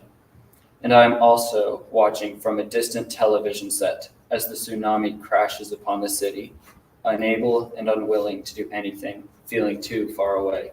I sit and I watch as I destroy myself.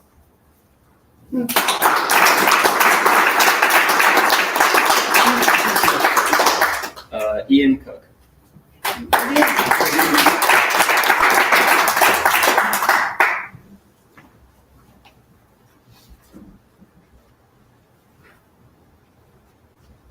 everyone. Hey. Hi. Okay. I'm going to be reading a couple short ones and then a long one for my upcoming first book, Vishuddha. This means the throat chakra.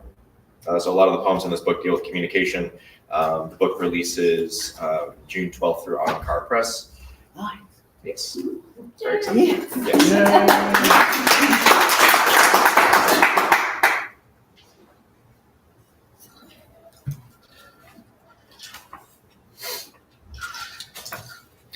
This first poem is titled Lack Love. Bided time is sweet when wasted, waiting up in the night for you. Stopped at the bend in the moon, playing catch up across its vista until I become restless with it and beg to borrow your touch. I plan to stay until the solstice wanes, then follow the fickle wind.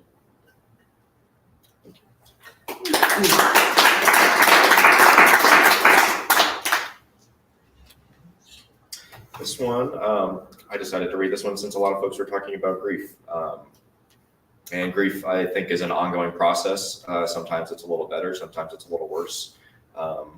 We have, the Right Bridge Journal is accepting poems about grief. The deadline is June 15th, I believe. Yes, so if you look up Right Bridge Press, or Right Bridge Journal, Mickey, is that correct? Yeah. Yes. Okay, cool. Yes. Yes, we're accepting those. I'll be helping to edit, and then I'll be writing an article about grief as well. In my day job, I work for Miller Retirement Group, which is a retirement investment group here in town. I've been working with Marsha Epstein, holding a grief circle twice a month on the first and the third Wednesdays of each month. We host those at Art Love Collective. They are free to attend. We cover the cost through my work because I believe that people need opportunities to talk about grief and to share because it's a difficult thing to bear alone, and we don't have to bear it alone because we all deal with it. So this poem is titled Awake, Awake, and it was inspired by just thinking about how humans process grief, and so I was curious about how other things process grief. So I dove into that and ended up writing this poem. So Awake. Every living creature on earth dies alone. We hear everything around us die, but to us it is only the wind, restless chattering in the day, enraptured branches in the night, like crows surrounding a black corpse, laying leaves and thin sticks, adornment, studying the wounds, remembering swirls in its obscure eyes, its feathers. Like elephants left by mother's side for days, and then weeks, and then they curl, becoming a corpse beside a corpse. Passerby stops to stroke strangers' bones. Like great apes congregate to watch a cadaver carried out, refuse meals and mope, and carry a corpse for days, rage against the body of the dead. Like cats coaxing old paths through the house, a constant calling out for what is not there, forgetting how to take care of itself. Thank you.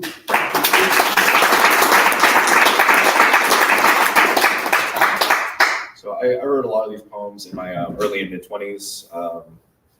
Some of it started in high school, but a lot of these were in my mid-20s, going through KU, poetry major, of course. And so I had a lot of these poems written and finished, and this book was mostly complete. And then I kind of just sat on it for a number of years due to depression, anxiety, alcoholism that was kind of smothering my creativity and my capacity to be creative and want to express myself. So after a few years of sobriety and therapy, I kind of wanted to put this book out as an artifact of what I was and when I was at that time. And so I'm grateful to be able to put this out. And the book is dedicated to my sister, Fiona Emily Cook. I hope she's well wherever she is and that she has what she needs. About 3 years ago, she had her most recent schizophrenic bipolar episode. And so since then, she's kind of been lost to us and we haven't quite heard from her or seen from her. So hopefully she's well. Her conditions were brought on by somebody that abused her, and a part of that abuse was psychedelics. So she was dosed LSD without her consent. She wasn't given structure and support, and so that manifested in her mental health conditions that took a number of years for her to find the right system and the right med combination. And she was fully functioning for a while, and then at some point she decided to stop taking her meds, and so she had her last episode. But these poems are for my sister, Fiona. This one's called Rectitude. She sang hallelujah as she inhaled the smoldering sun and became a hallowed mother. You can see her insides glow with the embers of the noon. My limbs are weary when we're done. Pounding fists into stone will mend it all. Thank you.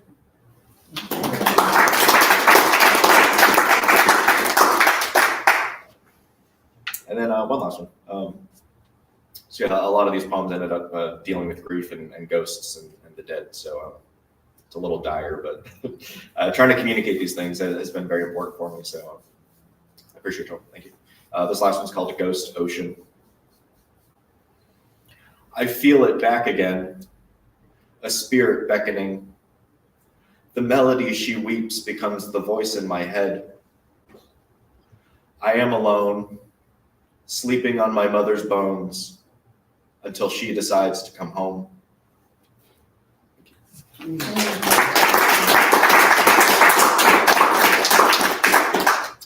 Brian Dalder.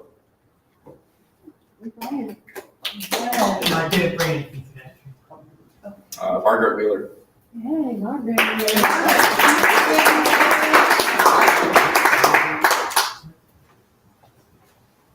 Actually, my poet name is Margaret Mara, so I don't know who put that other name there, but Okay. forgive us. That's all right. Well, I want to thank my wife, Christina. I was going to bail, and she said, no, you must come and read poems. So here I am. So she requested that I read this poem again. So. Lilith was never cast out of the garden. I'll start. Lilith was never cast out of the garden. She was the snake, the forbidden fruit. Lilith is still here in the garden. There is no gate or fiery sworded angel keeping watch. That dog-eared fantasy has burned away to clear, concise knowledge.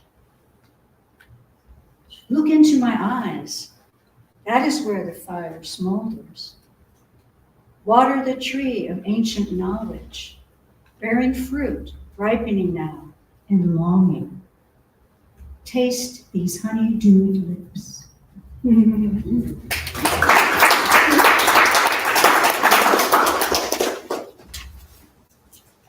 Okay. So anybody who knows my poetry knows that mostly I just write free verse and I don't know, it just sort of comes. But every now and then, the muse comes in rhyme. So this is an old one that I found this morning. And usually my poems don't have a title, but this one does. It's called Postage Due Poetry. One ode is bound, once lent remorse, discovers grief aloof by force. Below their surface simmers tamed a passion worn and left unclaimed. Now poet borrows from the verse an unwelcome and ready curse. Discard else the threefold blame, returns again to unmasked shame. Lender unbestowed beholds, message of the seeds unsowed, above an interest in no choice, the borrower neglected voice. What will be wrought, oh leave me quill, to answer what the muse owes still.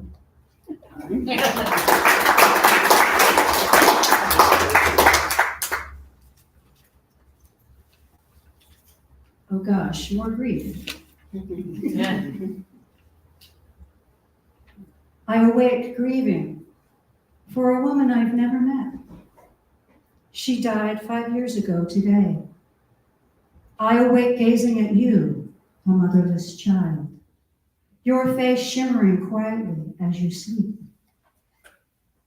I am the very age as my mother when first I drew breath. When she gave birth to me, she was a motherless child. Sudden and keen, I realize how I long to see my mother, when I am at this very age when first she gazed at me. As this year wanes and longing freezes overripe, I gaze at you, sleeping, motherless child. My love for both of you, shimmering serenely with the awakening dawn.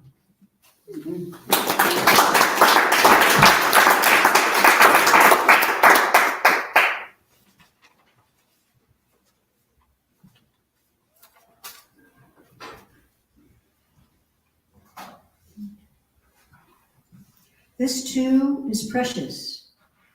This burning love is you. During the blizzard on the day the music died, my father rose in the Iowa darkness, quietly, as he always did every morning, his clothes laid out. He dressed for work, ate breakfast, and drove in that storm downtown. Weather was his beat. Newsmen gathered, smoking cigarettes, drinking coffee, and the ticker brought the news the day the music died to my father's eyes. And in a flash he knew that his sons, his precious 3 sons, hearts would break at this news the day the music died. And he sat, fingers poised at the teletype, heartbreaking for his sons, who would read this story he was about to send out on the AP wire. He wrote the tragic story the day the music died, his heart burning with this precious love for his sons, rising now in the Iowa darkness, dressing warmly, going out into that storm to deliver the news the day the music died.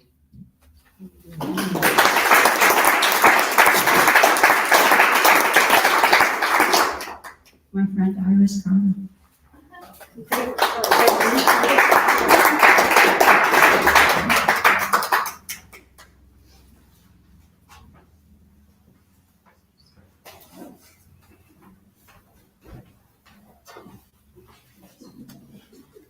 Hi, everybody. Hi. So I live over across the bridge in North Lawrence. Can you hear me or do I have to use this thing? Okay. And I have a new collection of poetry that is coming out, and it's a book titled Between the Tracks and the River, Life in North Lawrence. I don't know when it's coming out, but it is. coming out. Okay, so the whole book is poetry about living in North Lawrence. And this is my most recent one. It's titled Winter Bears Down. Every day I cross that bridge and take a hard right into North Lawrence on my way home. The place shelters me as winter bears down, as my grieving bears down. God, what, like, are we doing a grief thing?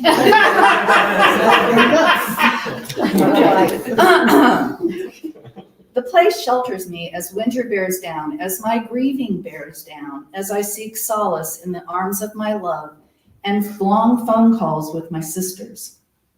Every day as I cross the bridge, I see the ragged tents along the river, smoke from campfires rising up, silent stillness, even as the wind whips through the valley, whipping flags, whipping bare faces and hands of those living rough, chapped, cracked.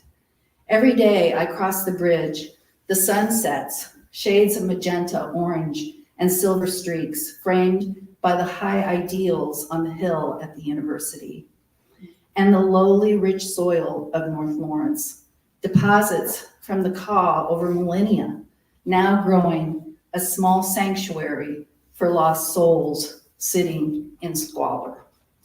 And, you know, they took that down. Yeah, the camp that was our neighbors for a long time is now gone. So anyway. Okay, so my next one, I have a little chapbook that's called Unfolding, and this is out of Unfolding. It's titled The Old Folded Up Worn Out Sheet Tent. World War II officially ended in 1945. I wasn't yet alive. My father didn't fight in the war. My mother didn't organize blood drives. Even so, by the time I was old enough to take a worn out sheet and make it into a tent, we played war. My brother and the neighbor boys fought with plastic hand grenades and rifles. Cherry bombs blew up plastic army men.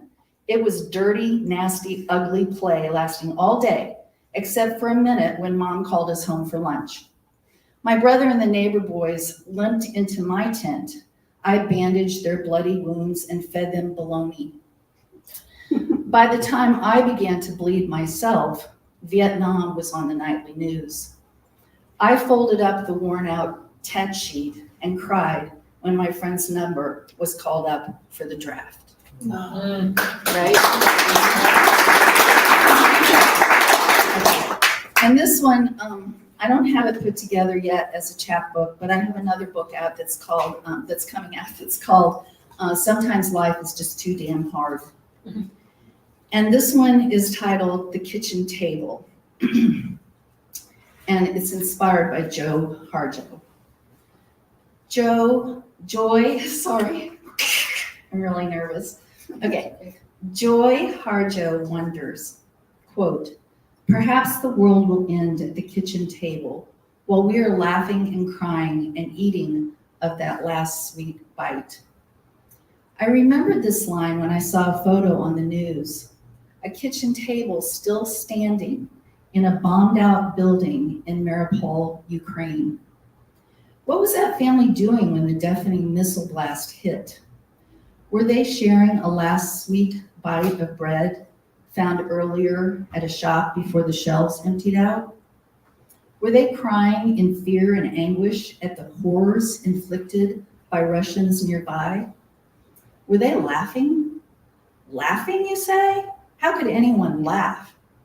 Maybe when the deafening missile blast hit, they reached across the kitchen table, grabbed the hands of their loved ones, and laughed in the face of death.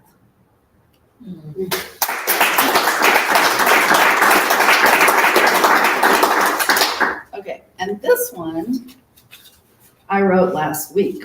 It's a haiku. Students on the streets denouncing genocide now. Old men, hands greed-soaked. TikTok tells the tale. Okay,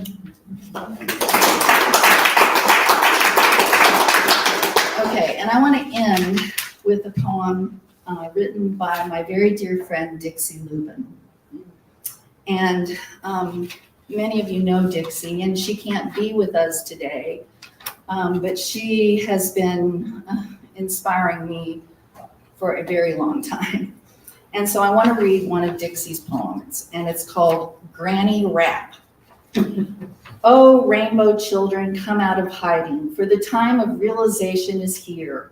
Crawl out of holes and crevices in this collapsing edifice called civilization, inviting the bi, the trans, and the queers. Leave the closets behind and spit out your fears. Throngs of pot smokers, millions strong, smoke in the street and sing your sweet song. Indigenous relatives who still know the earth, who've learned from the elders and know what they're worth. Proud people, black people, brown people, and tan, all those whose joy has been throttled by the man. Come jailbirds, come Sufis, come singers and saints, come misfits and weirdos, and those smeared with paint. We'll be meeting the nudists and also the Buddhists, the pagans and witches with their books of shadows, the organic farmers who dance in the meadow. Come burners, come ravers, come doggy lifesavers, come punks and Zen monks and silent meditators. Children of the rainbow, I am speaking of you, the ones who now know they can't live in a zoo any longer, but we are so many united, we're stronger than fat cats and plutocrats, too greedy and crazy to wipe their own ass. Let's recognize each other, each sister and each brother, the ones who love earth and know its deep worth. We are birds of a feather. We've tried war forever, which was not too clever. It's time to let go of violence and enter into silence. Make a space for everyone. Let love rule instead of war. And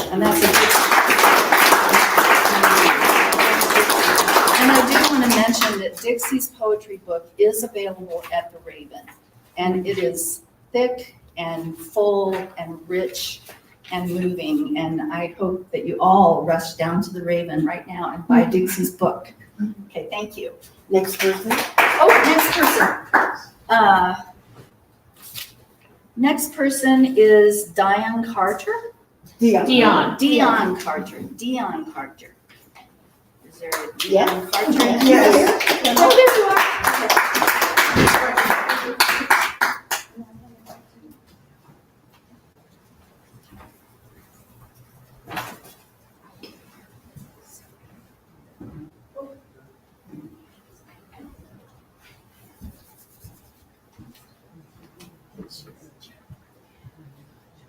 Bear with me. No.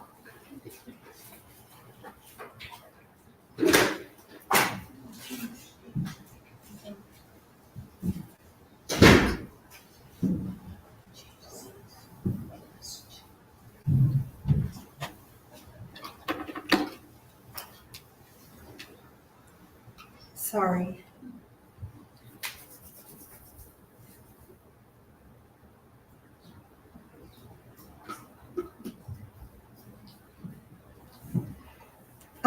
First of all, I want to say I am honored to follow behind such multi-talented poets. I started writing poetry when I met Sue Edgerton and then Annette. So I'm just really honored because I don't hold a candle to you at all. So,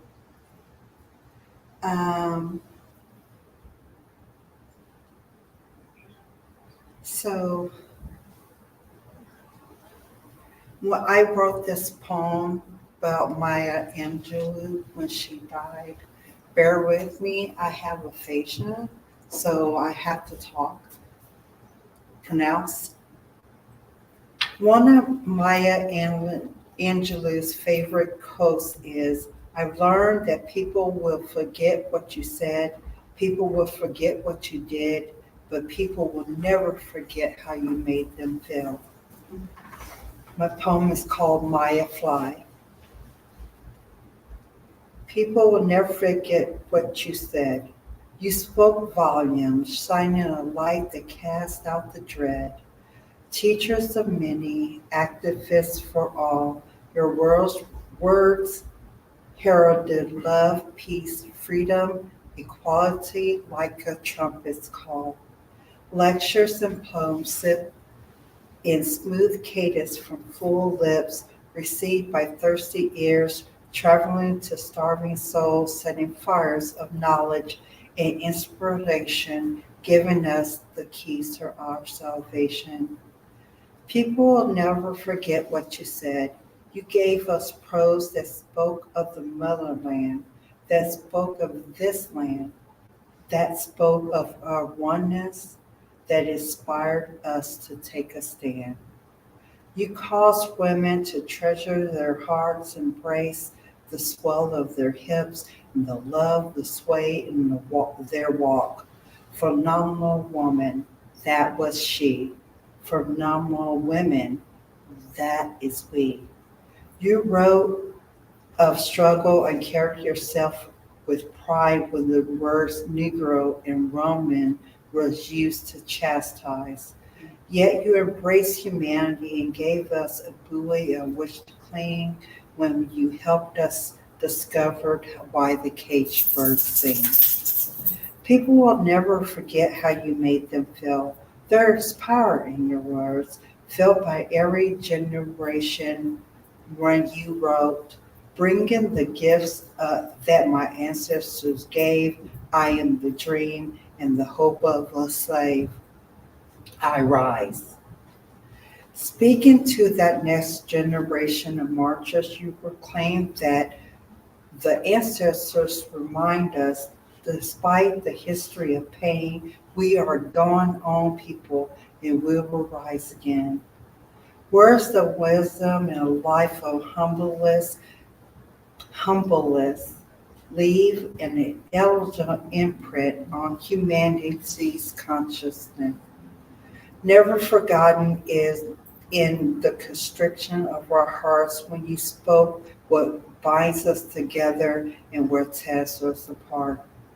Never forgotten the swell of our pride when you told us in love that we had nothing to hide.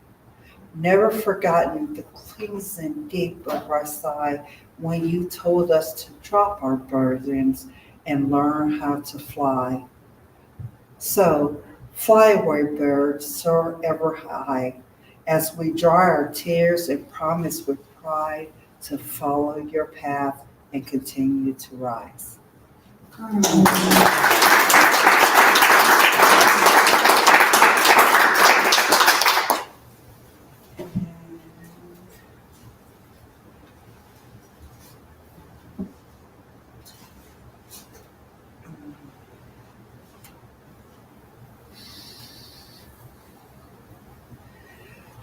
This is called silence.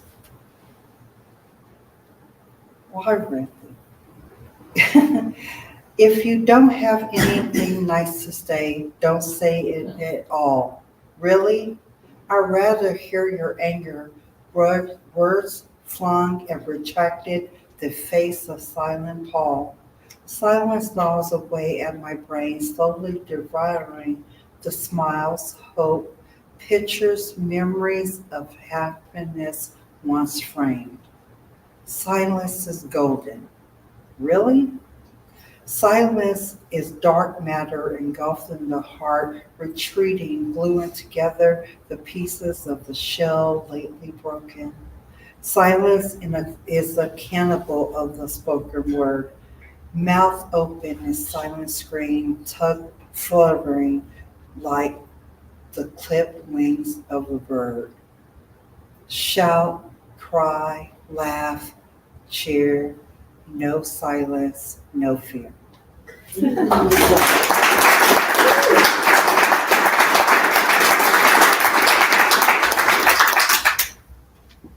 Our next poet is Mary Shepard.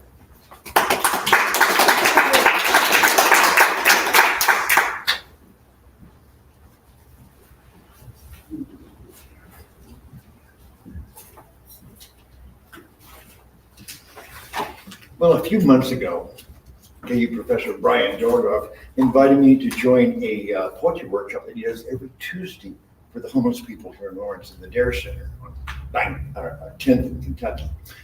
Out of that, I've developed a new series of poetry that I call Telling Stories.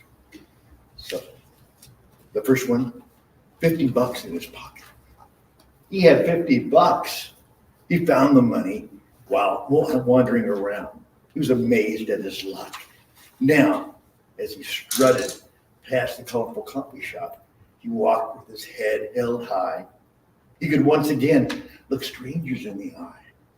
Reflecting on this change, he wondered how he could feel so alive and vibrant simply by having 50 bucks in his pocket. That was his. And he couldn't think of the person who had lost this money. He really wasn't important. He wanted to hold on to the bill, but he still felt the need that drives him on in life. He imagined going into his favorite bar, going up to the bar and looking at the bartender in the eye and ordering his drinks. Usually he was begging the bartender to be served and sometimes have him pay for his drink. Now he could go in and pay for his own drinks, and he could give the bartender a righteous tip.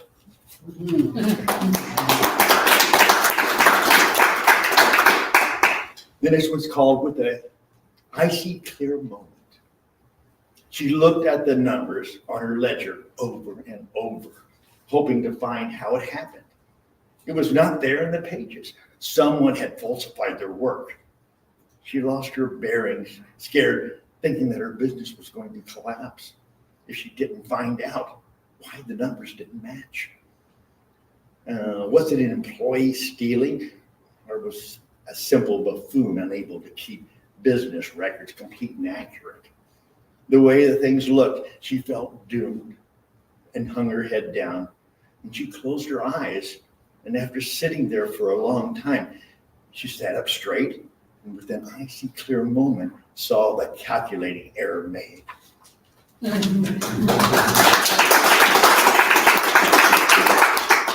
Still alive. I'm still alive. I can feel the earth walking across the yard. I can still smell the winter grass. The gravel road is in front of the path I must take. So many have perished in this round of habitation, yet I'm still here. To question myself, you and all the world's peoples, often wondering at the cost, participating, self-serving desires. My only goal is to feel being conscious and aware of what living entails. Know that there is much out there that goes on in life, that moves from one scenario to another, some as dangerous as another. They leave me cold. At the same time, I radiate security to overcome obstacles and living in safety. I move onward confidently, paying attention to all, and each piece of life becomes important on its own. I'm still standing. I am still alive.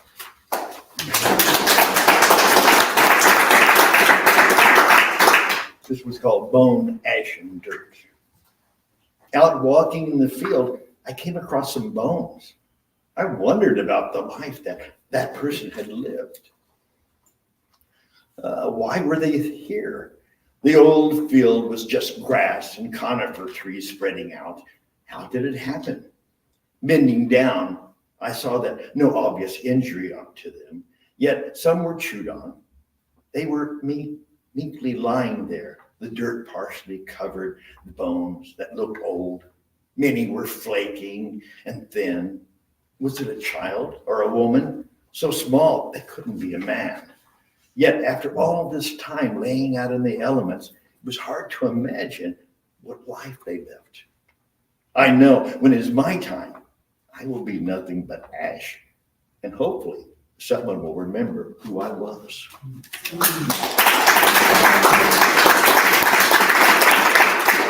This was called Wrapped All Over My Body Like Bubble Wrap. I walked across the sand feeling so free, walking in and out of the sea, naked to the world. As the sun caressed my body, Its warmth made me feel like I was wrapped up in soft and springy bubble wrap, my body feeling whole and strong as I challenged the waves the sea brought to me. I skipped along the shore, picking up starfish and crabs, throwing them back into the crashing waves.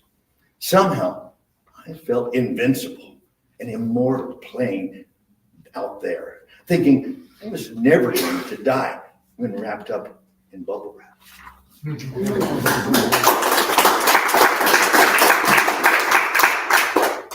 about feeling damn lucky? When life looks bright and you stand alone reviewing what is there, you suddenly feel damn lucky. You may have been to war and the bullet you thought was meant for you slipped past and killed your friend. You may have fell in love with the one person that sent you spiraling into a world of happiness. You may have had parents that continually supported you and gave you the opportunities to go out into the world and thrive.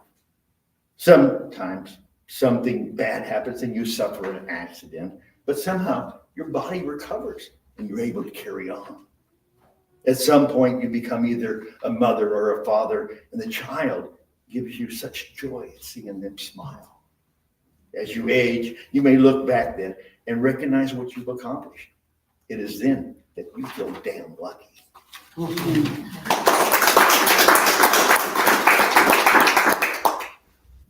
Moving on. I only got a couple more, you guys. Moving on. He sat on the steel bed and looked through the window, his angst expressed in his body. I cringed thinking of his pain. He can't allow himself to acknowledge that this visitor on the other side, the one who deeply desires to take all the hurt the lonely one can't contain. Now he sits curled up and lost. He tried smothering questions and felt he couldn't go on, so he tried to end it on a dark night in jail. He always seemed to end up there, and now his protector stands on the other side of the door. And somehow he knows that it's not his time. And he lets the visitor sit waiting. He doesn't want to look up and see the one in the window, yet he knows that the visitor is there, strangely looking down on him, and is there to help him keep moving on.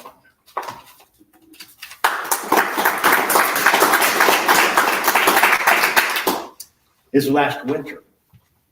It was during his last winter that he experienced the change.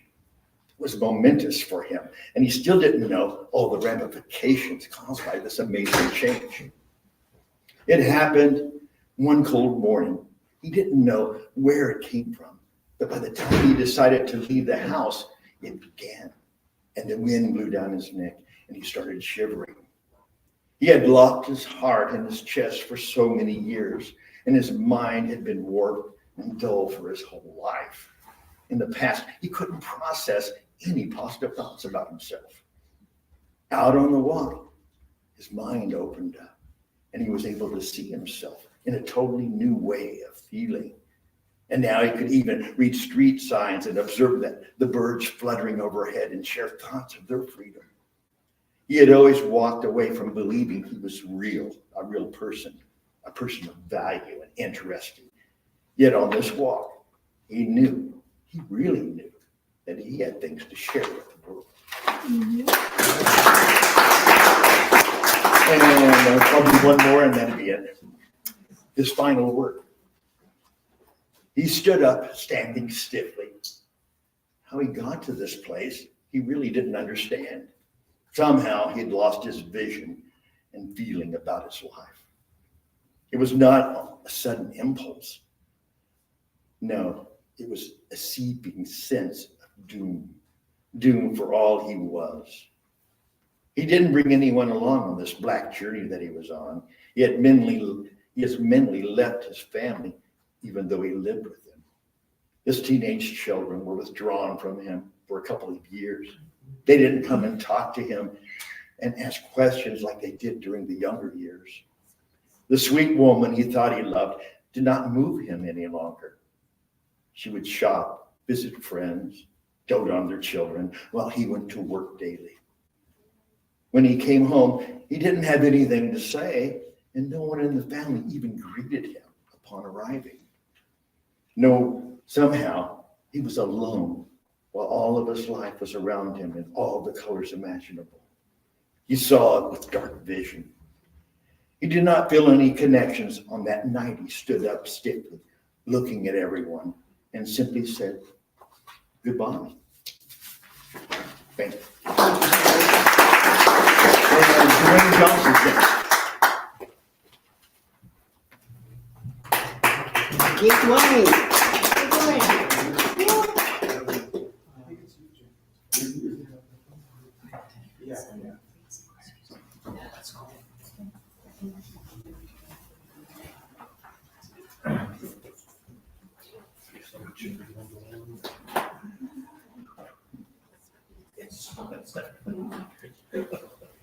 Someone mentioned quantum mechanics.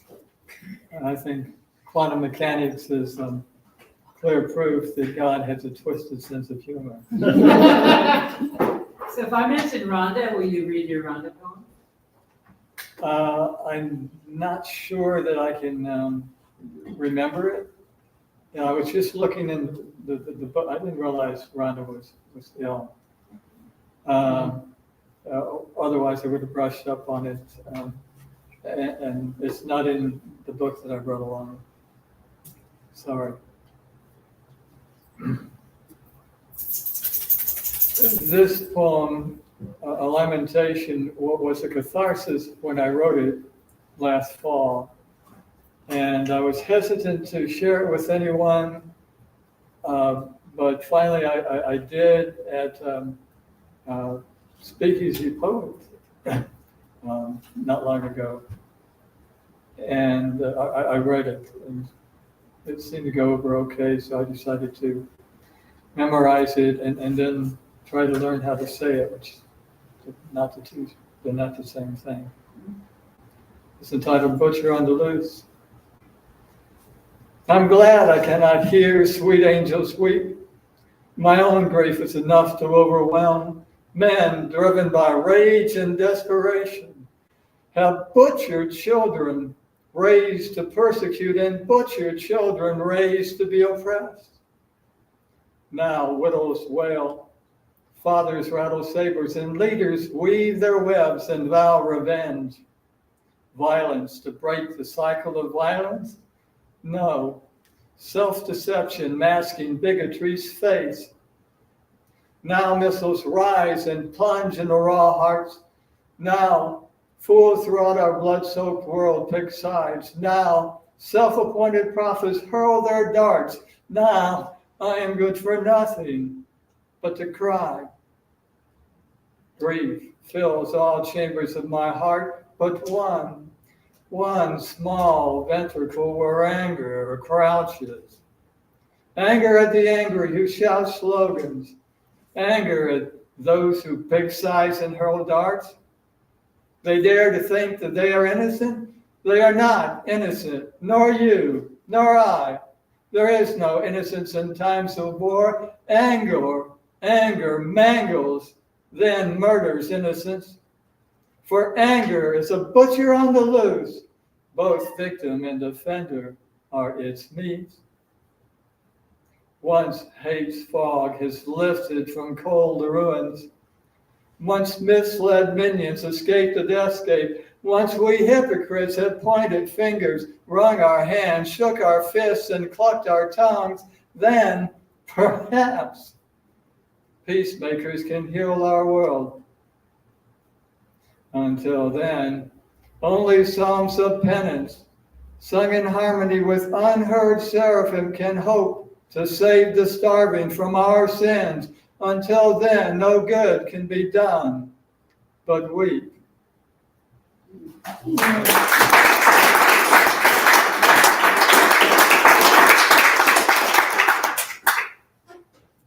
And on a lighter note,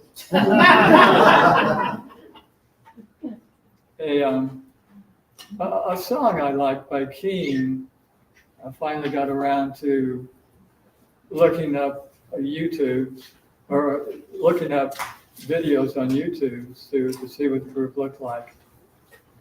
And I was treated to a video that reminded me of a very special place that I used to go to. And it seemed like a lifetime ago. This is entitled Only I Know. And it's blank verse.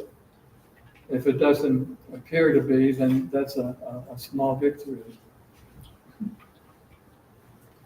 Though almost 50 years have drifted past, I still can see it when I close my eyes, and just as keenly feel what I felt then in that mystic somewhere only I know. Keene knows what I mean.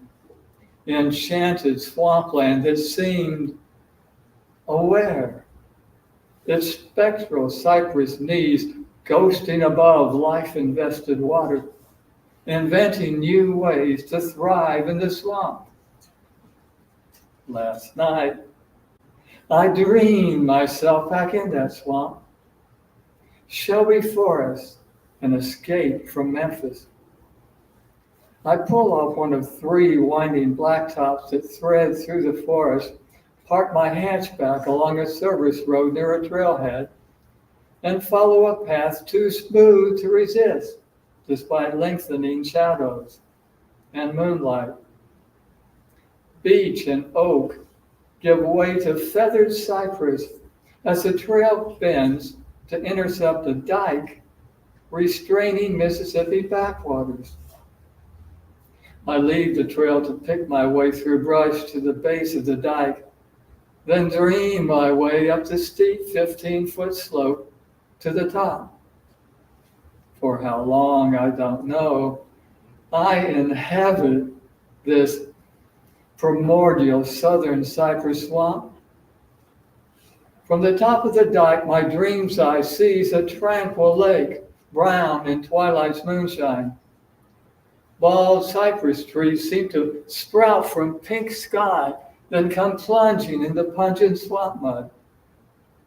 Duckweed's happy green welcome mats dapple the marsh, inviting me to plunge beneath. Tangy fragrance of decaying matter, hints of new life birthing from fecund muck. Still warm air feels thick, a promise of mist in the morning when I'll be deep in sleep. The third phase moon spotlights those eerie knees. They assume odd shapes like angels or elves or friends I've loved since times before the swamp. I muse in my dream what purpose those knees. Are they snorkels from roots to help them breathe? Do they lend marsh trees more stability? Or store nutrients to nourish strong limbs?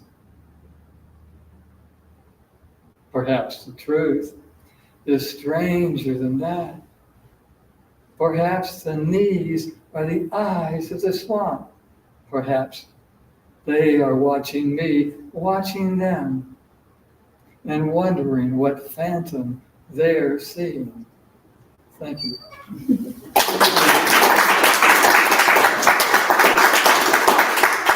And I think our last reader will be former poet laureate of Kansas, Kevin Rabas.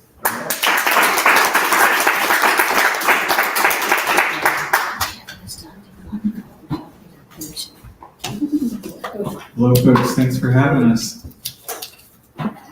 This is called Cello Elegy, and it's a kind of monologue. Students say the darndest things, as the phrase goes. Cello Elegy. Ashley says, I had 2 big decisions to make yesterday, to take a new job or keep playing my cello in the university orchestra. I chose work. Things will be so much easier with some money. Plus, it's just too much in the dorms. Bowed notes through paper-thin walls, and the reply, a fist against the wall. Shut up, this isn't a concert hall. And And I hate those cramped little practice rooms in Brighton, so claustrophobic, like I'm dying, in a coffin, crouched, laid out, dying. It'll be much quieter now. I'll be able to eat at Spangles whenever I want. Next year, I'll even be able to drink.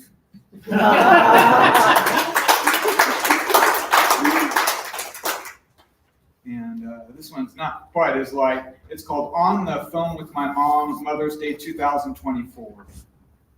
My mother forgets the word for peony. Asks my dad, says, what is the name of that big bushy red flower there, Gary? Gary, what is it? This from a couple who once tried to grow and sell peonies, bought a dozen varieties, learned to freeze the flower when it was just ready to pop, marshmallow-like, so they could sell it to florists, stored, incubated, like a child ready to be born.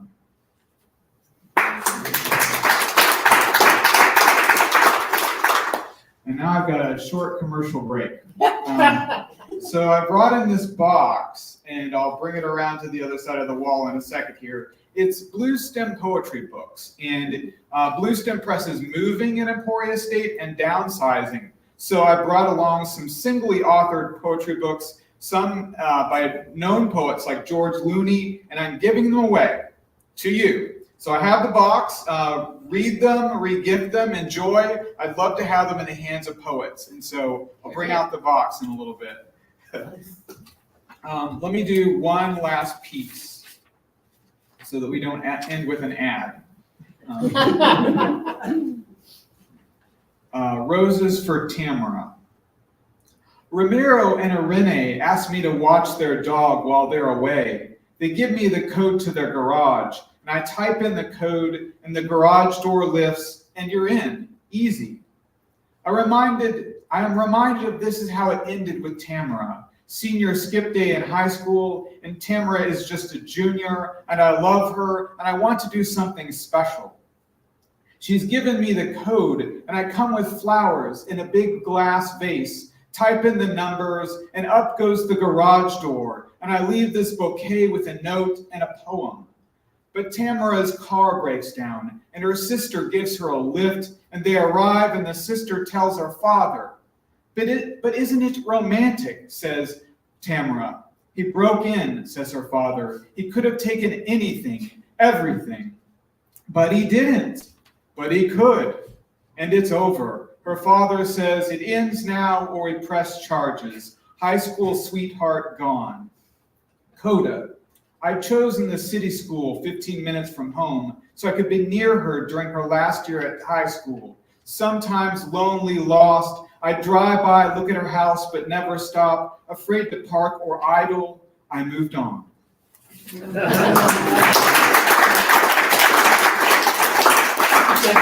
Thank you, Diane.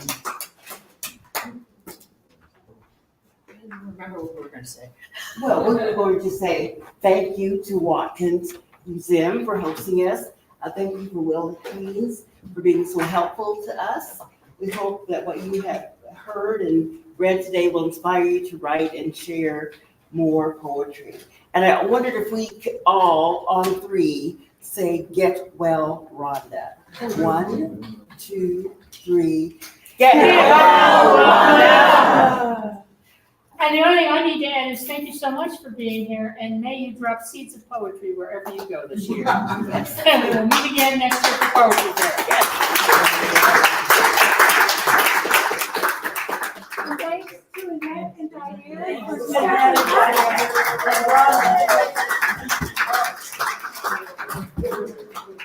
And Gordon, they have a fish here. You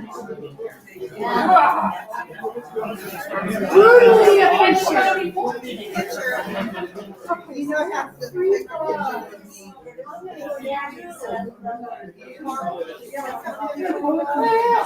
Yes, we should do that. Wait a minute, this is during the